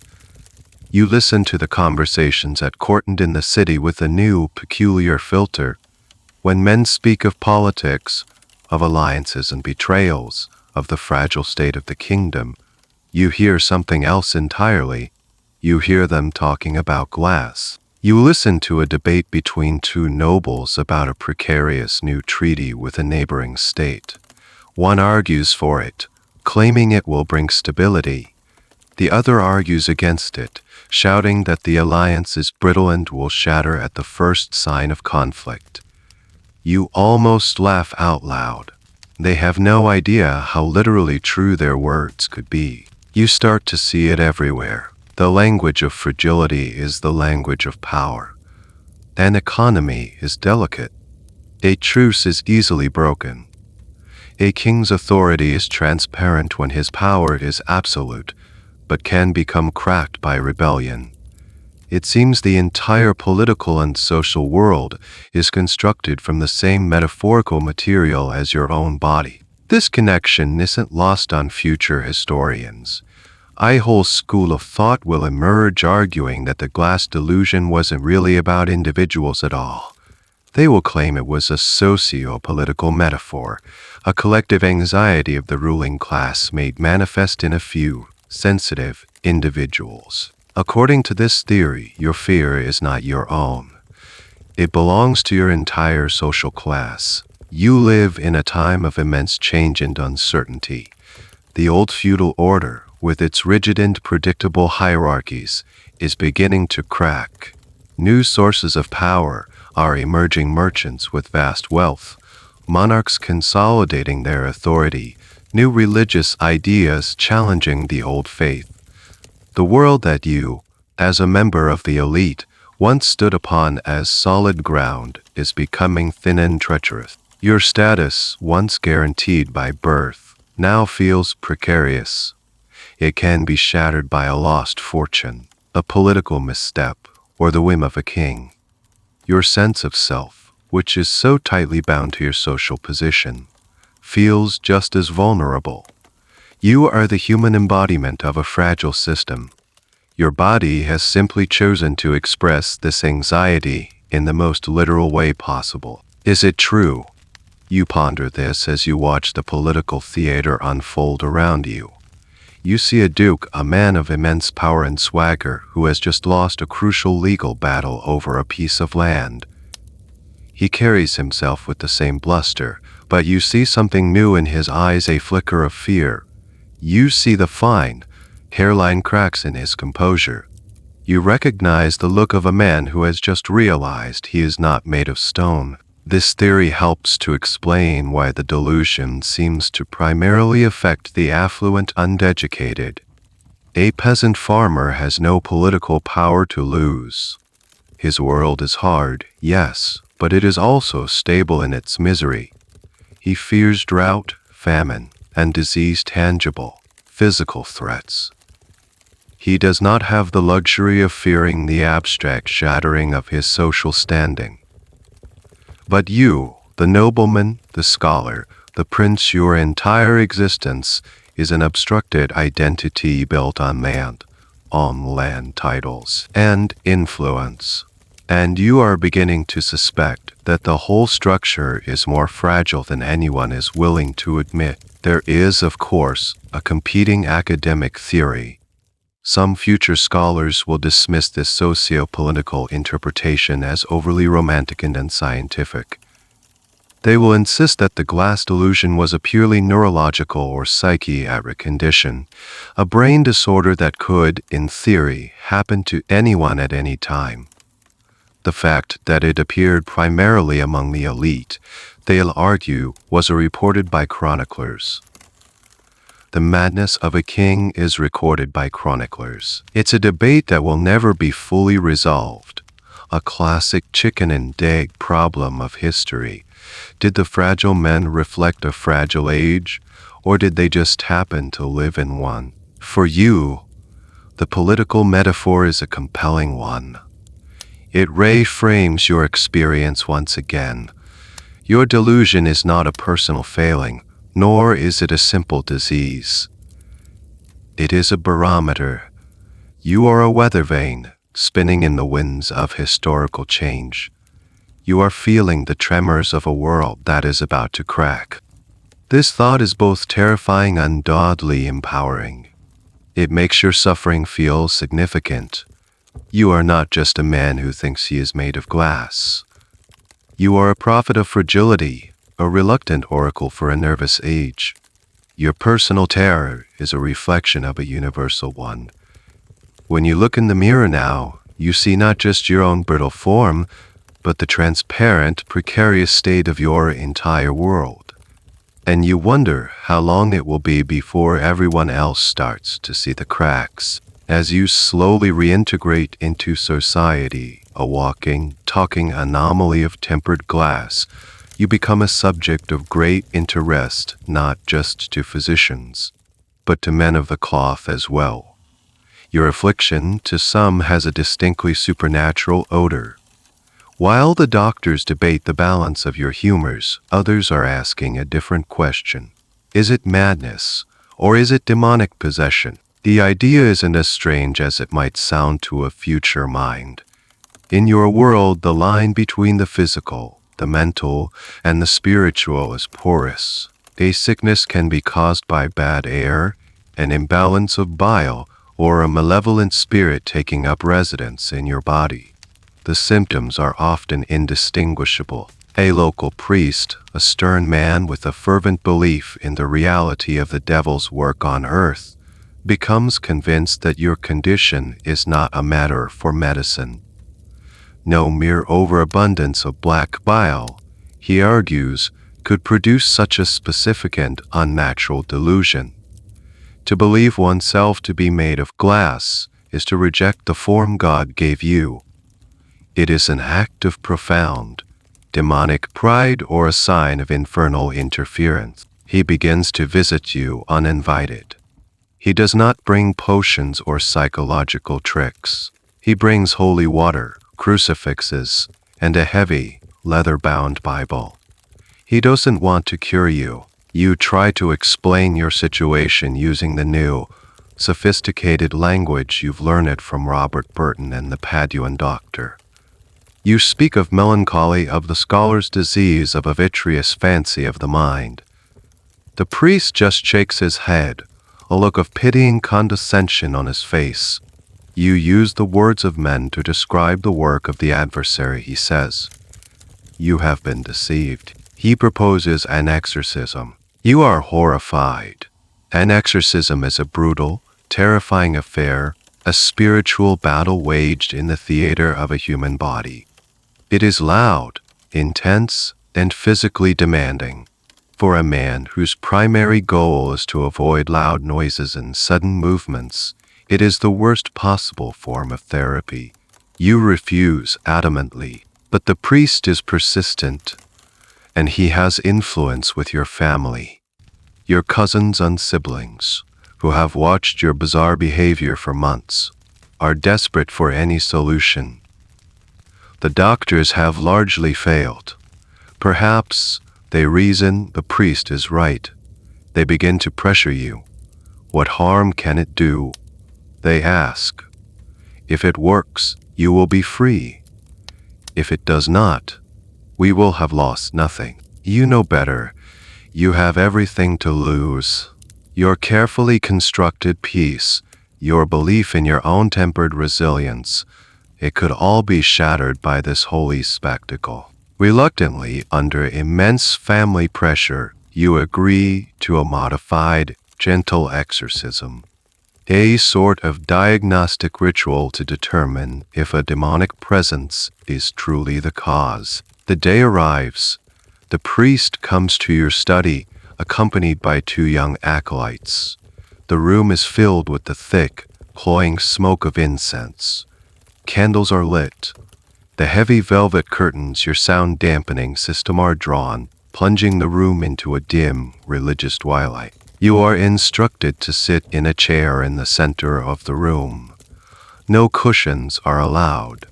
You must face the demon without your earthly comforts. The priest intones, "Use it, rigid with fear, on the hard wood," feeling every ounce of your weight as a potential breaking point. The ritual that follows is less of a battle and more of a strange, one-act play.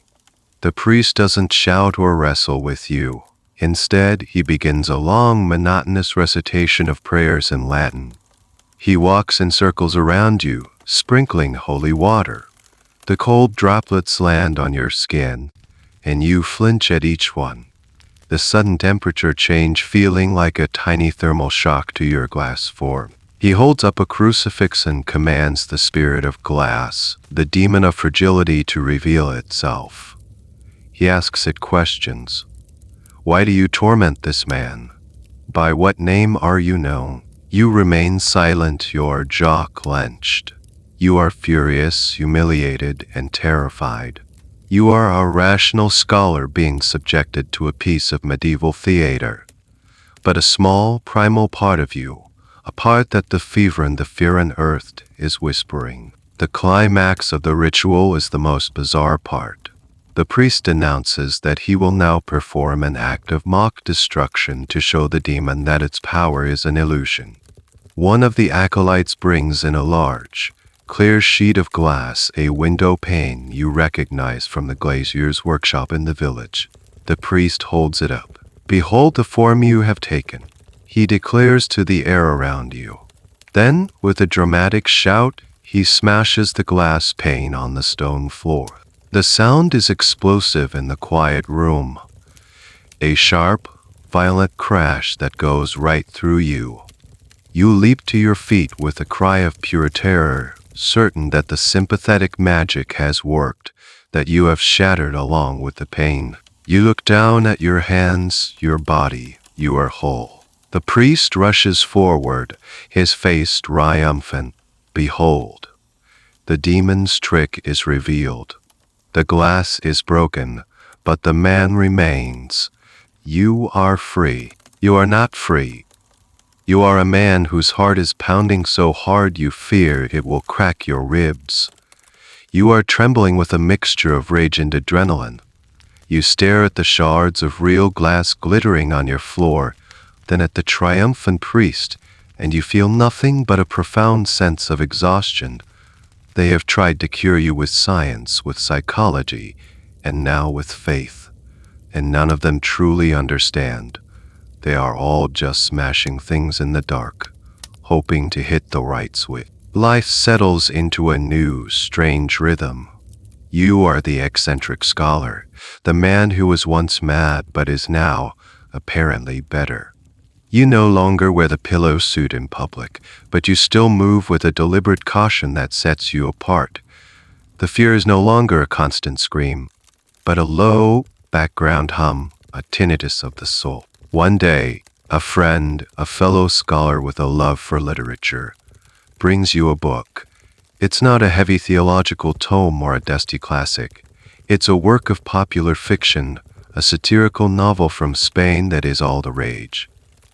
It's called The Ingenious Gentleman, Don Quixote of La Mancha. You've heard of it, of course. a comical story about a foolish old man who thinks HES a night. You thank your friend and out of politeness, you begin to read it. You are immediately drawn into the tale of the deluded knight and his long-suffering squire. You laugh at Quixote's ridiculous adventures, mistaking windmills for giants and sheep for armies. It's a brilliant parody of the Volric romances that were so popular. And then you get to the second part of the book, and your blood runs cold. The author, Cervantes, introduces a collection of short, exemplary novels within the main story. One of these is called The Glass Graduate, or The Man of Glass. It tells the story of a brilliant young student named Tomas Radia. He travels to Italy, studies hard, but is tricked by a mysterious woman into eating a quince, which she has enchanted with a love potion. The potion goes wrong. Instead of making him fall in love, it drives him mad. He is struck by a fever, and when he recovers, he is possessed by the unshakable delusion that his entire body is made of glass. You read with a horrified, rapt attention. It's your life, your madness, right there on the page, turned into a work of fiction for the entertainment of the masses. Cervantes' character does everything you did. He refuses to be touched. He walks down the middle of the street to avoid things falling from rooftops. He is terrified of being broken. But there's a twist. This fictional glass man becomes a famous figure. People come from all over to see him and ask him questions. Because he is transparent, they believe his insights are also clear and unclouded. He becomes a famous, witty social critic, shouting sharp, cutting truths at everyone he meets, protected from their anger by his obvious madness and his supposed fragility. He is, in a sense, a licensed fool. His delusion gives him the freedom to speak the truth. He becomes a celebrity. Children follow him in the street, testing him, asking him if he is made of bottle glass or crystal. He sleeps in a barn, buried in a mountain of straw, for protection. Eventually, a friar manages to cure him with a contrary potion. But the cure is a disaster. When Tomas Radia is flesh and bone again, he loses his fame. He is no longer the brilliant, transparent glass graduate. He is just another boring, unemployed scholar. No one listens to his wisdom anymore. In the end, unable to make a living, he becomes a soldier and dies, forgotten in a battle. Reading this story is the strangest experience of your life. It's like the mock exorcism, but 1,000 times more powerful. Your personal, private terror has been turned into a popular entertainment. A Spanish novelist, a man you will never meet, has somehow reached into your mind, taken your deepest fears, and spun them into a satirical fable. This novel will become a classic of world literature. Future academics will spend entire careers analyzing it. They will debate Cervantes' intentions. Was he simply documenting a known mental illness of the time, or was he using the glass delusion as a complex metaphor for the fragility of the intellectual in a harsh, unthinking world? The debate over whether the story is a reflection of reality or a creator of it will be endless. Did Cervantes write about the glass man because it was a real phenomenon? Or did his story become so famous that it actually inspired some real-life people to adopt the delusion? You don't care about any of that. You are reeling from the personal impact. Your condition, you now realize, is a cliché. It's a literary trope. How can your terror be real and profound if it's the subject of a funny story that people are reading all over Europe? It's the final, most devastating blow to the uniqueness of your suffering. First, you were a medical case in a book. Now, you are a character in a comedy. The theatrical cure from the Paduan doctor began to temper your glass. The mock exorcism showed you the absurdity of outside interpretations. But this story by Cervantes does something else entirely. It makes your delusion feel unoriginal. You close the book, your hands trembling slightly. You look around your study, at the remaining pillows in the softened corners. It all suddenly feels like a stage set. You are no longer a tragic figure in a private drama. You are a character in a Spanish novel. And if you are just a character, then perhaps you can start to imagine a different story for yourself. The thought is both terrifying and, for the first time, truly liberating. The story of the glass graduate and the slow fading of your own acute terror have an unexpected consequence. You start to think about the future, not just your own survival until dinner, but the future of your family, your name, your estate. And in your world, the future means one thing. Before the fever, marriage was an abstract concept, a duty you knew you would one day have to perform. You had casually reviewed portraits of eligible daughters from allied families, a matter of political and economic calculation. Now, the prospect fills you with a very specific and practical kind of dread. Marriage involves proximity. It involves sharing a bed, not as a solitary, rigid glass figurine, but with another person. A person who might, in the throes of a nightmare or a sudden coughing fit, fling out an arm or a leg. And more than that, the primary duty of marriage, the act of producing that air, is a physical process of an alarmingly intimate and potentially violent nature. How can a man made of glass possibly survive it? You find yourself in a state of profound anxiety. The very idea of the marital bed becomes a new focal point for your fear. It is no longer about sitting on a chair or bumping into a wall. It is about the controlled, deliberate, and terrifying collision of two bodies. The risk of shattering seems immense. This particular anxiety, while deeply personal to you, touches upon a known, if rarely discussed aspect of the delusion. Physicians' notes from the period occasionally mention sufferers who developed a paralyzing fear of intimacy. For most, this was a convenient excuse to avoid a disliked marriage. For you, a man who understands his dynastic duty, it is a genuine and terrible conflict. Your duty to your lineage is on a direct collision course with your need for self-preservation. You consult with your family. You try to explain your fears, couching them in most delicate and vague terms possible. You speak of your fragile constitution and your need for a placid and tranquil environment. They listen with a mixture of sympathy and impatience. They have seen you improve. You no longer wear the pillow suit. You are in their eyes cured. They see your hesitation not as a symptom of a terrifying delusion, but as a simple case of prenuptial nerves. A marriage is arranged. The bride is a young woman of good family, known for her gentle and quiet disposition. This is a small mercy. Your family specifically sought out a partner who was not, in their words, overly boisterous.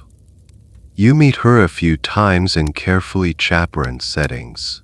She is polite, soft-spoken, and seems slightly terrified of you, the famous mad scholar. Her fear of you almost calms your fear of her. The wedding night arrives. You are in a state of barely controlled panic.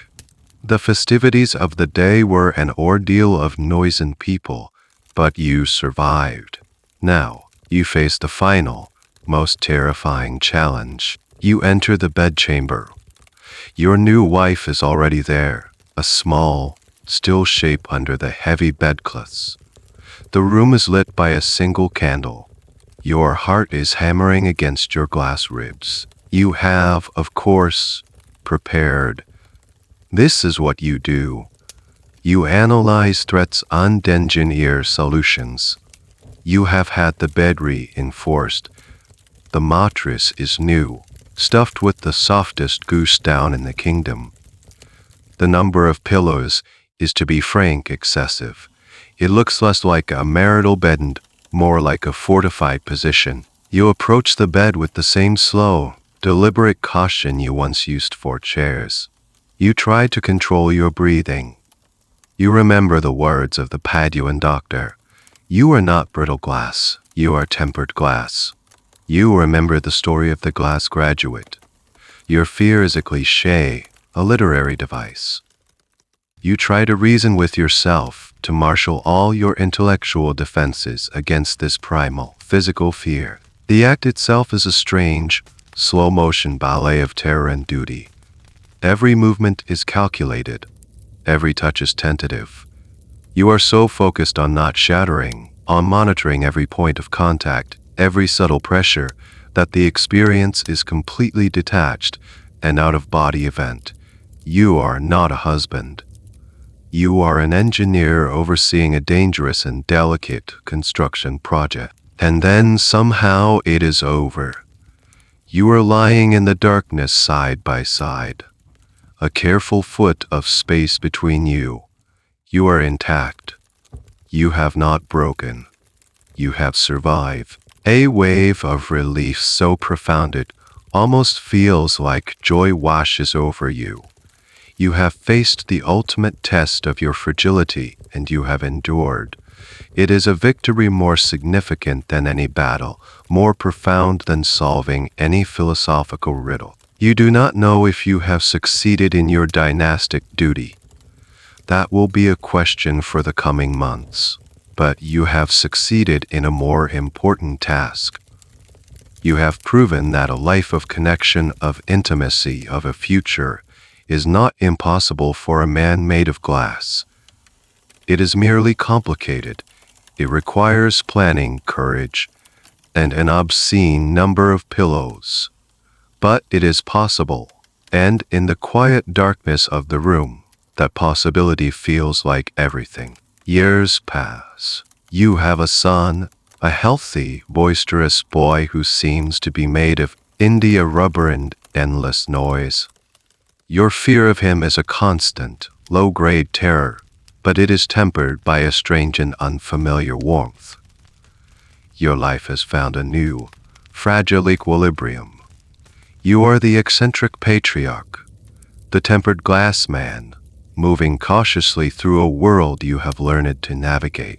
And in that time, the world itself has begun to change in ways that have nothing to do with you, but that will affect you profoundly. The intellectual landscape is shifting under your feet. The old ways of understanding the universe, the ways that both created and cured your delusion, are starting to seem old-fashioned. A new kind of science is emerging, a science of cogs and levers, of mathematics and mechanics. You start to hear the names of new thinkers. Men like Galileo, who points a telescope at the heavens and sees not celestial spheres pushed by angels, but planets and moons moving according to predictable, mathematical laws. Men like Kepler and Newton, who will later describe the universe not as a living organism with a soul, but as a giant, intricate clock. This idea resonates with you, of course. It's a philosophical echo of your own lived experience, the feeling of being a ghost in the machine, albeit a glass one. But it also begins to subtly dismantle the very foundations of your delusion. Your fear was born in a world of alchemy and humors, a world where substances could be magically transformed, where a fever could literally cook your flesh into glass. It was a world where metaphor could become reality. But in this new, mechanical universe, where is the room for such a transformation? A body is a collection of pumps, tubes, and levers. It can break down, it can malfunction, but it cannot fundamentally change its substance. Flesh is flesh, bone is bone. There is no alchemical process that can turn it into glass. The very idea, which seemed so terrifyingly logical in your youth, now starts to seem unscientific. The language of medicine is changing too. The physicians you meet are less interested in the color of your urine and more interested in the mechanics of your pulse. They talk less about balancing your humors and more about the hydraulics of your blood flow. The idea that your melancholy was caused by an excess of cold, dry black bile starts to sound like a folktale. This new science is a double-edged sword.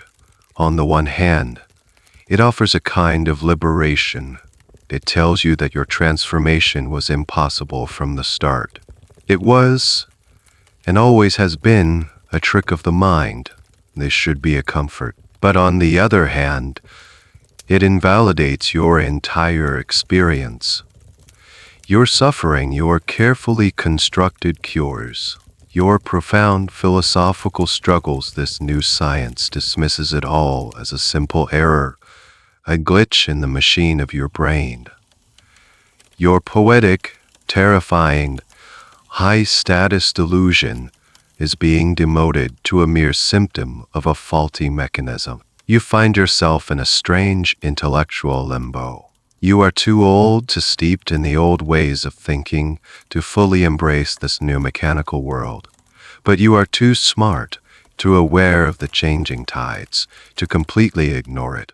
You are a relic, a man whose very madness is becoming obsolete. The debate about this transition will, of course, occupy historians for centuries.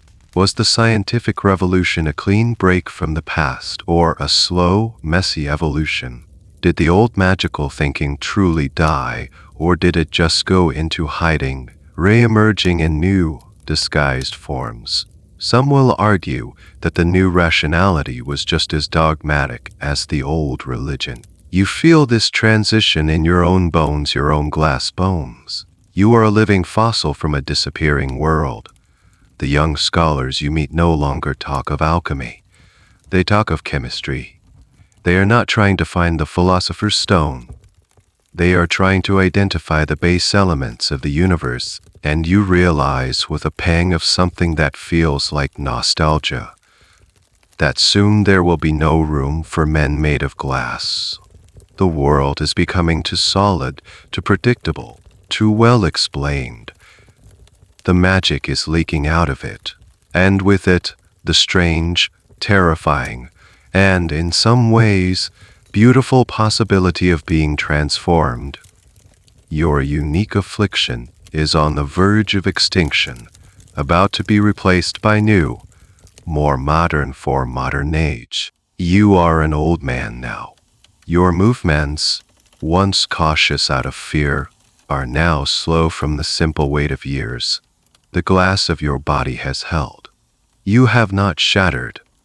You have survived into a new century, a world that feels increasingly alien to you. And now, you hear a story about one of the last of your kind. She is a Princess Alexandra of Bavaria. The news of her affliction ravels through the royal courts of Europe, a piece of quaint and curious gossip. Like you, like the French king so long ago, she has been seized by a delusion. But hers has a specific, and to you, fascinating twist. Princess Alexandra is convinced that as a child, she swallowed a grand piano made of glass. The image is so exquisitely absurd that you almost smile. A glass piano residing inside a princess. It is a delusion that is somehow more elegant, more whimsical, and more feminine than your own blunt, total body vitrification. The princess lies in constant fear, just as you did. She walks sideways through doorways, terrified that the piano inside her will be bumped and shattered, its delicate glass legs and keyboard disintegrating within her. She warns her attendants to be careful, to not jostle her, lest they cause a catastrophe. Her life, like yours once was, is a careful ballet of avoidance. You see in her story a reflection of your own, but viewed through a different lens. Your fear was all-encompassing, the fear of a scholar trying to protect the vessel of his intellect. Hers is specific, internal, and strangely domestic. A piano, an objective art of refined leisure, of the drawing room. It is a perfect delusion for a 19th century princess, but it is the reaction to her condition that tells you how much the world has changed. When you and King Charles were afflicted, your madness was seen as a tragedy, a royal malady, a subject for deep philosophical and theological debate. It was a masculine, even noble, form of suffering. The princess's delusion is not treated with the same gravity. It is seen as an oddity, a curiosity. It is described as a case of female hysteria, a charming, if unfortunate, example of the oversensitive female mind. Her physicians treat her with rest cures and quiet seclusion, the standard prescription for women of her class deemed too emotional or imaginative for their own good. Her suffering is not a metaphor for the fragile state of the kingdom. The very nature of the glass delusion, you realize, has been gendered. What was once a philosopher's sickness is now a princess's eccentricity. Historians in the distant future will seize upon this. They will write volumes about how the perception and diagnosis of mental illness shifts with cultural values. They'll point to Alexandra as a key transitional figure. She is one of the last recorded classic cases of the glass delusion, but she is also one of the first in a long line of prominent women whose mental struggles would be categorized under the broad, dismissive umbrella of hysteria. Was the underlying condition the same as yours, simply interpreted differently through a new cultural and medical lens? Or was the nature of the delusion itself changing, shaped by the expectations of a new era? You feel a strange sense of pity for this princess and a strange sense of solidarity. You know the terror she feels, you know the cold certainty of her belief, but you also see that her prison is different from yours. Yours was built of logic and philosophy. Hers is being built of condescension and new medical theories about the wandering woman delicate nerve. You are the last of the glass men. She is one of the first of the hysterical women. You stand on opposite sides of a great historical divide. The story of the glass piano makes you feel ancient, a relic from a time when madness had more gravitas. Your delusion was born of alchemy, theology, and the humors. Hers is born in the age of the asylum and the nerve specialist. You look at your own hands, the skin thin and wrinkled now, mapped with the purple rivers of your veins. They still feel like glass to you, but a very old, very durable glass. A sea-worn piece of glass that has been tumbled by the waves for a lifetime until all its sharp edges are gone. The princess is a new, sharp-edged piece of crystal, and the world is already trying to wrap her in cotton wool and put her away on a shelf. A pretty, and you wonder if that isn't a more terrifying fate than shattering. The final transformation is not a physical one, but a linguistic one. The world has not just changed its science, it has changed its words, and in doing so it has erased your condition from the map of human suffering. You begin to hear a new word whispered in the salons and lecture halls. It is a word used to describe a whole range of ailments that were once attributed to melancholy or hysteria. The word is nerve. It's a beautifully modern, mechanical-sounding concept. Nerves are imagined as fine, delicate threads, like the strings of a harp or the wires in a clock. They run through the body, carrying sensations on commands. And like the strings of a harp, they can be overstimulated, stretched too thin, or set jangling by the shocks of modern life. Suddenly, everyone has nerves. A lady who faints at a shocking piece of news is not suffering from an emotional excess. She is having an attack of the nerves. A scholar who cannot work due to anxiety and exhaustion is not suffering from an overabundance of black bile. His nerves are frayed. It is a clean, elegant, and vaguely scientific explanation for 1,000 different forms of human misery. and it is slowly but surely replacing the old language.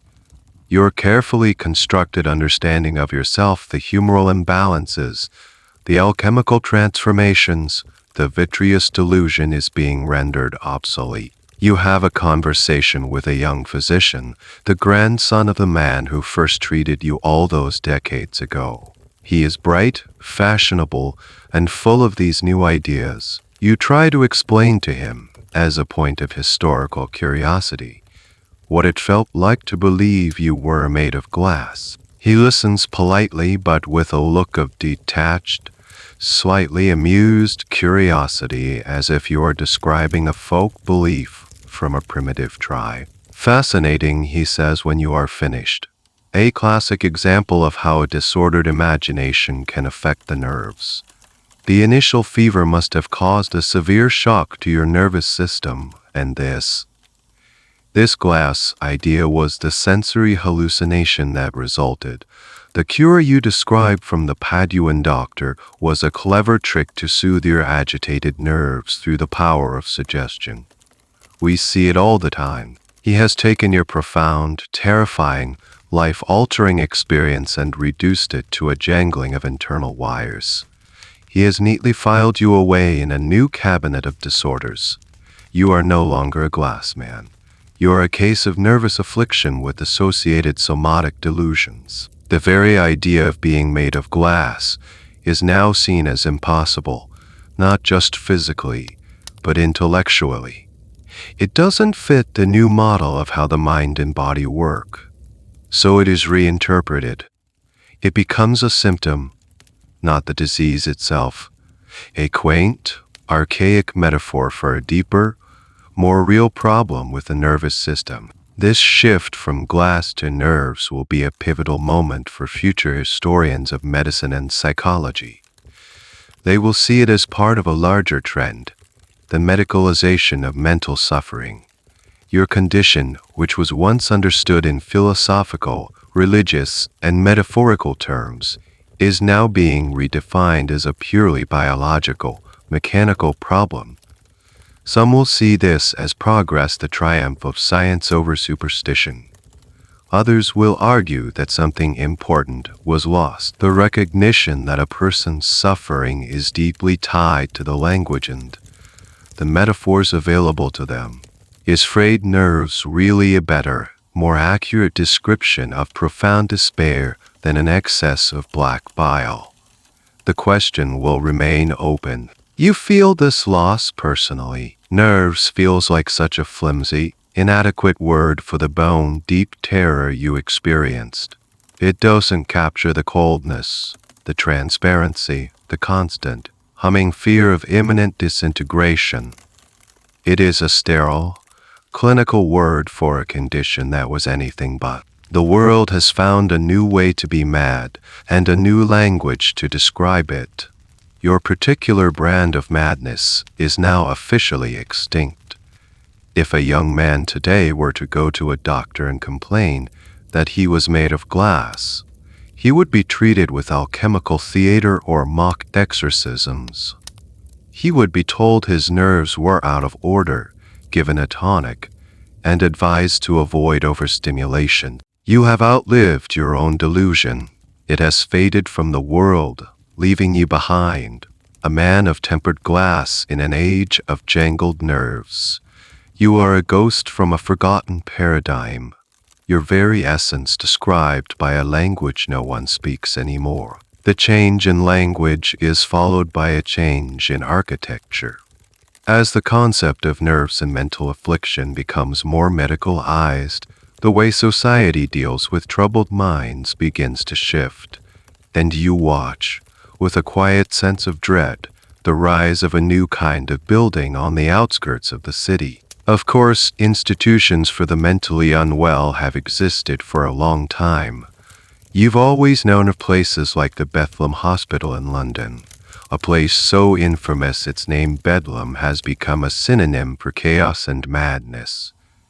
But these were little more than prisons, places to lock away the violent or the inconvenient, often in squalid and cruel conditions. These new buildings are different. They are built with a purpose, a philosophy. They are designed not just to contain, but to cure. They are often grand, imposing structures set in sprawling, peaceful grounds. They have names that speak of hope and refuge, retreats, sanctuaries, hospitals for the mind. The theory behind them is a logical extension of the new science of nerves. If a disordered mind is caused by an overstimulated nervous system, then the cure is to remove the patient from the chaotic, stimulating environment of the world. The asylum is meant to be a place of order, routine, and moral treatment. A place where the jangled nerves can be soothed back into harmony. You visit one out of a morbid curiosity. The director, a proud physician, gives you a tour. He shows you the clean, airy wards, the manicured gardens where patients can take gentle walks, the workshops where they are taught simple, repetitive tasks to focus their minds. It is all so rational, so organized, so sterile. It is, he explains, a machine for healing. The patients rise at the same time, eat the same tasks, and go to bed at the same time. The routine is the medicine. It imposes an external order on their internal chaos. You look at the faces of the patients. Some seem calm, placid, lost in their own worlds. Others have a look of dull, listless despair. They shuffle through the neat hallways like ghosts in a machine. And you realize with a jolt of absolute certainty, if you had been born a generation or two later, this is where you would have ended up. When your delusion was at its peak, your family, for all their fear and confusion, kept you at home. They summoned physicians to your study. They allowed you to turn your rooms into a padded fortress. Your madness was a domestic affair, a private drama played out within the walls of your own life. You were still the master of your house, even if you were a prisoner within it. In this new era, that would be unthinkable. A man of your status, suffering from such a profound delusion, would be seen as a danger to himself and an embarrassment to his family. The kindest, most modern, and most scientific thing to do would be to commit you to one of these new institutions. For your own good, of course. You would have been taken from your study, from your books and your alchemical glassware. Your padded suit would have been taken away, replaced with the simple, coarse uniform of the asylum. Your elaborate rituals, your personal engineering projects, your cushioned throne, all would have been dismissed as symptoms of your disease, to be eradicated by the soothing power of the institutional routine.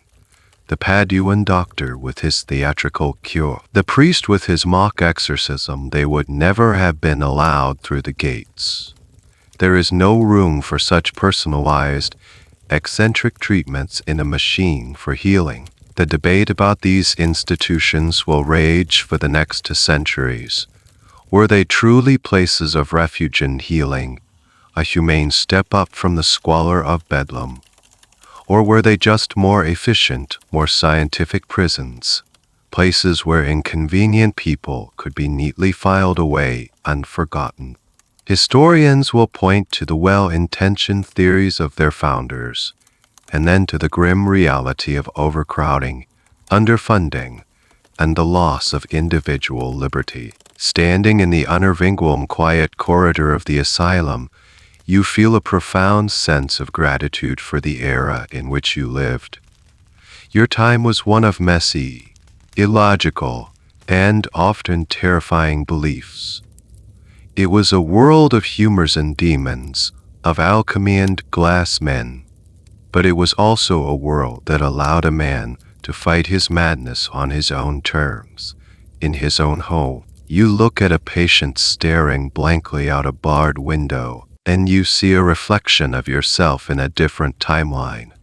You see a man whose glass body would have been shattered not by a physical blow, but by the relentless, grinding routine of a place that promised to cure him by erasing everything that made him who he was. You turn and walk away from the grand, hopeful building, feeling the solid ground beneath your feet, more grateful for your fragile, imperfect freedom than ever before. In the final years of your long life, you become a curator of your own past. Your children and grandchildren, products of a more practical and less superstitious age, look upon you with a mixture of affection and bewilderment. They know the stories, of course. They know of grandfather's great melancholy, the time he thought he was made of glass and dressed himself in pillows. To them, it is a piece of amusing family lore, like a story about a comical, eccentric ancestor. It has no reality, no terror. You watch as the glass illusion fades not just from your family's memory, but from the memory of the world. It has become a historical footnote, a bizarre curiosity mentioned in passing in books about the oddities of the Middle Ages and the Renaissance. It is a fossil, a strange and inexplicable creature from a bygone era. The world no longer has the intellectual framework to understand it. The belief system that made your delusion possible, the four humors, the transformative power of alchemy, a cheap porous boundary between mind and body, metaphor and reality has been completely dismantled.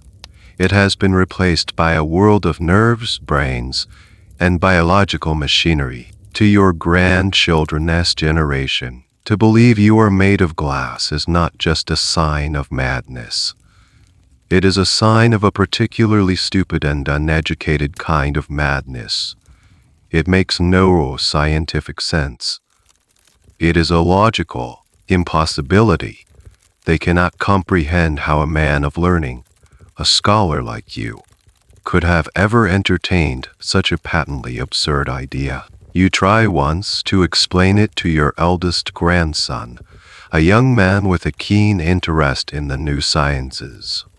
You talk about the alchemical concept of vitrification, the philosophical link between transparency and reason, the melancholic temperament described by the great physicians of your youth. He listens with a patient smile, the kind one gives to a beloved but senile relative. But grandfather, he says, his tone gentle but firm, that's just superstition. We know now that the body is a chemical system. It cannot be vitrified. You were simply unwell. Your mind was playing tricks on you. He cannot see that the tricks his mind plays are just as shaped by his era as yours were by your own. His fears are of industrial accidents, of financial ruin, of infectious diseases understood through the new lens of germ theory. These fears are no more or less real than yours were. They are simply the fears of his time, but he, like all people, believes his reality is the only one. You see this fading in the culture around you. The story of the glass graduate, which was once a popular and relevant satire, is now read as a historical curiosity, the strange fable from a credulous time. The great work of Robert Burton, The Anatomy of Melancholy, is still respected, but it is seen as a literary monument, not a medical textbook. The very idea of fragility has changed. In your youth, fragility was a metaphysical concept, a state of being, a philosophical vulnerability. Now, fragility is a mechanical problem. A machine is fragile if its parts are weak. A person's nerves are fragile if they cannot withstand the pressures of modern life. The poetry is gone, replaced by physics. The academic debate about the delusion will, of course, continue in the centuries after your death. Why did it appear when it did, and why did it vanish? Was it a real, distinct psychiatric syndrome that simply disappeared? Or was glass delusion just a label applied to a collection of symptoms that are now called something else? Like schizophrenia or a body dysmorphic disorder. Some historians will argue that the illness itself didn't vanish, but that the story people told themselves about their illness changed. The underlying anxiety remained, but it found new, more modern metaphors to express itself. You wouldn't have understood the future terminology, but you would have understood the sentiment. You have lived through the change. You have felt the story change around you. You sit in your study, the room now spare and uncluttered. The padded tapestries are gone. The pillow throne is a distant memory. The only remnant of your great fear is a single, beautiful Venetian goblet that you keep on your desk. You look at it, at the way the light shines through it, at its delicate, perfect form. It is a souvenir from a foreign country, the country of your own past. It is a reminder of a time when the world was more magical, more terrifying, and in some ways more meaningful. A time when a man could believe, with his whole heart and soul, that he was as clear and as fragile as the glass in his hand.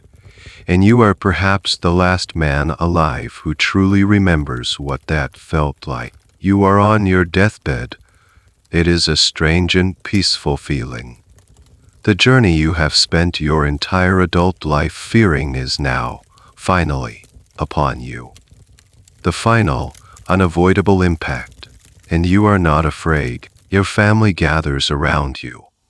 Your wife, her hair now the color of snow.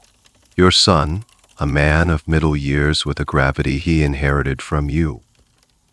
Your grandchildren, young and vibrant, their faces a mixture of sorrow and a nervous respect for the gravity of the moment. They see a patriarch, a scholar, a father. They see a man of flesh and blood at the end of his natural life. But you feel something different. The final transformation you have always dreaded is not happening. There is no sense of impending shatter. Instead, there is a lightness. All your life, you have felt the heavy, burdensome weight of your glass body, the constant need to protect it, to pat it, to move it carefully through the world. It has been an exhausting, lifelong task. Now, in this final stillness, that weight is lifting. You look at your hands resting on the sheets. The skin is like old parchment, but in your mind's eye you see them as they were in that fevered dream so long ago. Perfectly clear, beautifully transparent. The vision no longer holds any terror. It is simply what you are. The world outside your window is fading. The sounds of the house, a closing door, a distant voice no longer reach you as threats. They are just sounds, soft and distant, like the memory of sounds. The hard edges of reality, which have been your mortal enemies for so long, are softening, blurring, dissolving. You close your eyes, and you are back in your study, in the prime of your life. The alchemical furnace is glowing softly in the corner. Your desk is piled high with books. Your glass retorts and alembics gleam on the shelves, filled with colored liquids, promises of transformation. It is the room where your fear was born, but now it feels like a sanctuary. It is the heart of your own personal world, a world of intellect and metaphor. You think of the mad King Charles, your first companion in this strange fraternity. You think of the fictional glass graduate, your literary doppelganger. You think of the princess with the glass piano in her belly. You are all part of a secret, forgotten history, a fellowship of the fragile. You hope that they, too, found a kind of peace at their end. There is a final, strange thought that drifts into your mind. The alchemists you so admired spent their lives searching for the philosopher's stone, a substance that was said to grant immortality. They believed it would be a kind of perfect, incorruptible crystal. They failed, of course, but in a strange, ironic, and deeply personal way you succeeded. You achieved the transformation. You achieved the transformation. Your immortality was not in living forever, but in living with the constant, intimate knowledge of your own fragility. That was the secret knowledge. That was the elixir. The last sensation you have is not of breaking, but of dissolving.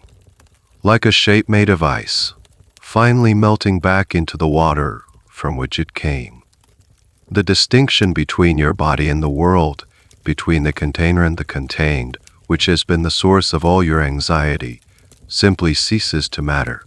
The glass is returning to the sand. Future historians will never know the date of your death. You are not be recorded in the great chronicles. You are just a single case study, an anonymous nobleman who suffered from a strange, forgotten malady. But you know the truth.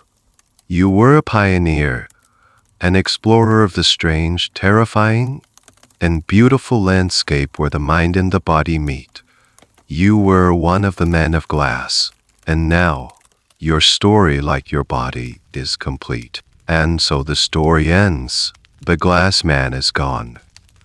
But perhaps a tiny piece of him remains. You can feel it now, as you lie there in the darkness, in the quiet of your room, a sense of your own substance, the gentle weight of your limbs on the mattress, the warmth of your own skin. You are not made of glass. You are made of flesh and bone, of muscle and nerve, of blood and breath, a wonderfully complex, resilient, and forgiving material. You are not fragile in that way. The world around you is soft. The pillow beneath your head, the blanket that covers you, they are your allies. They are here to grant you comfort, not to protect you from shattering. They are an invitation to let go.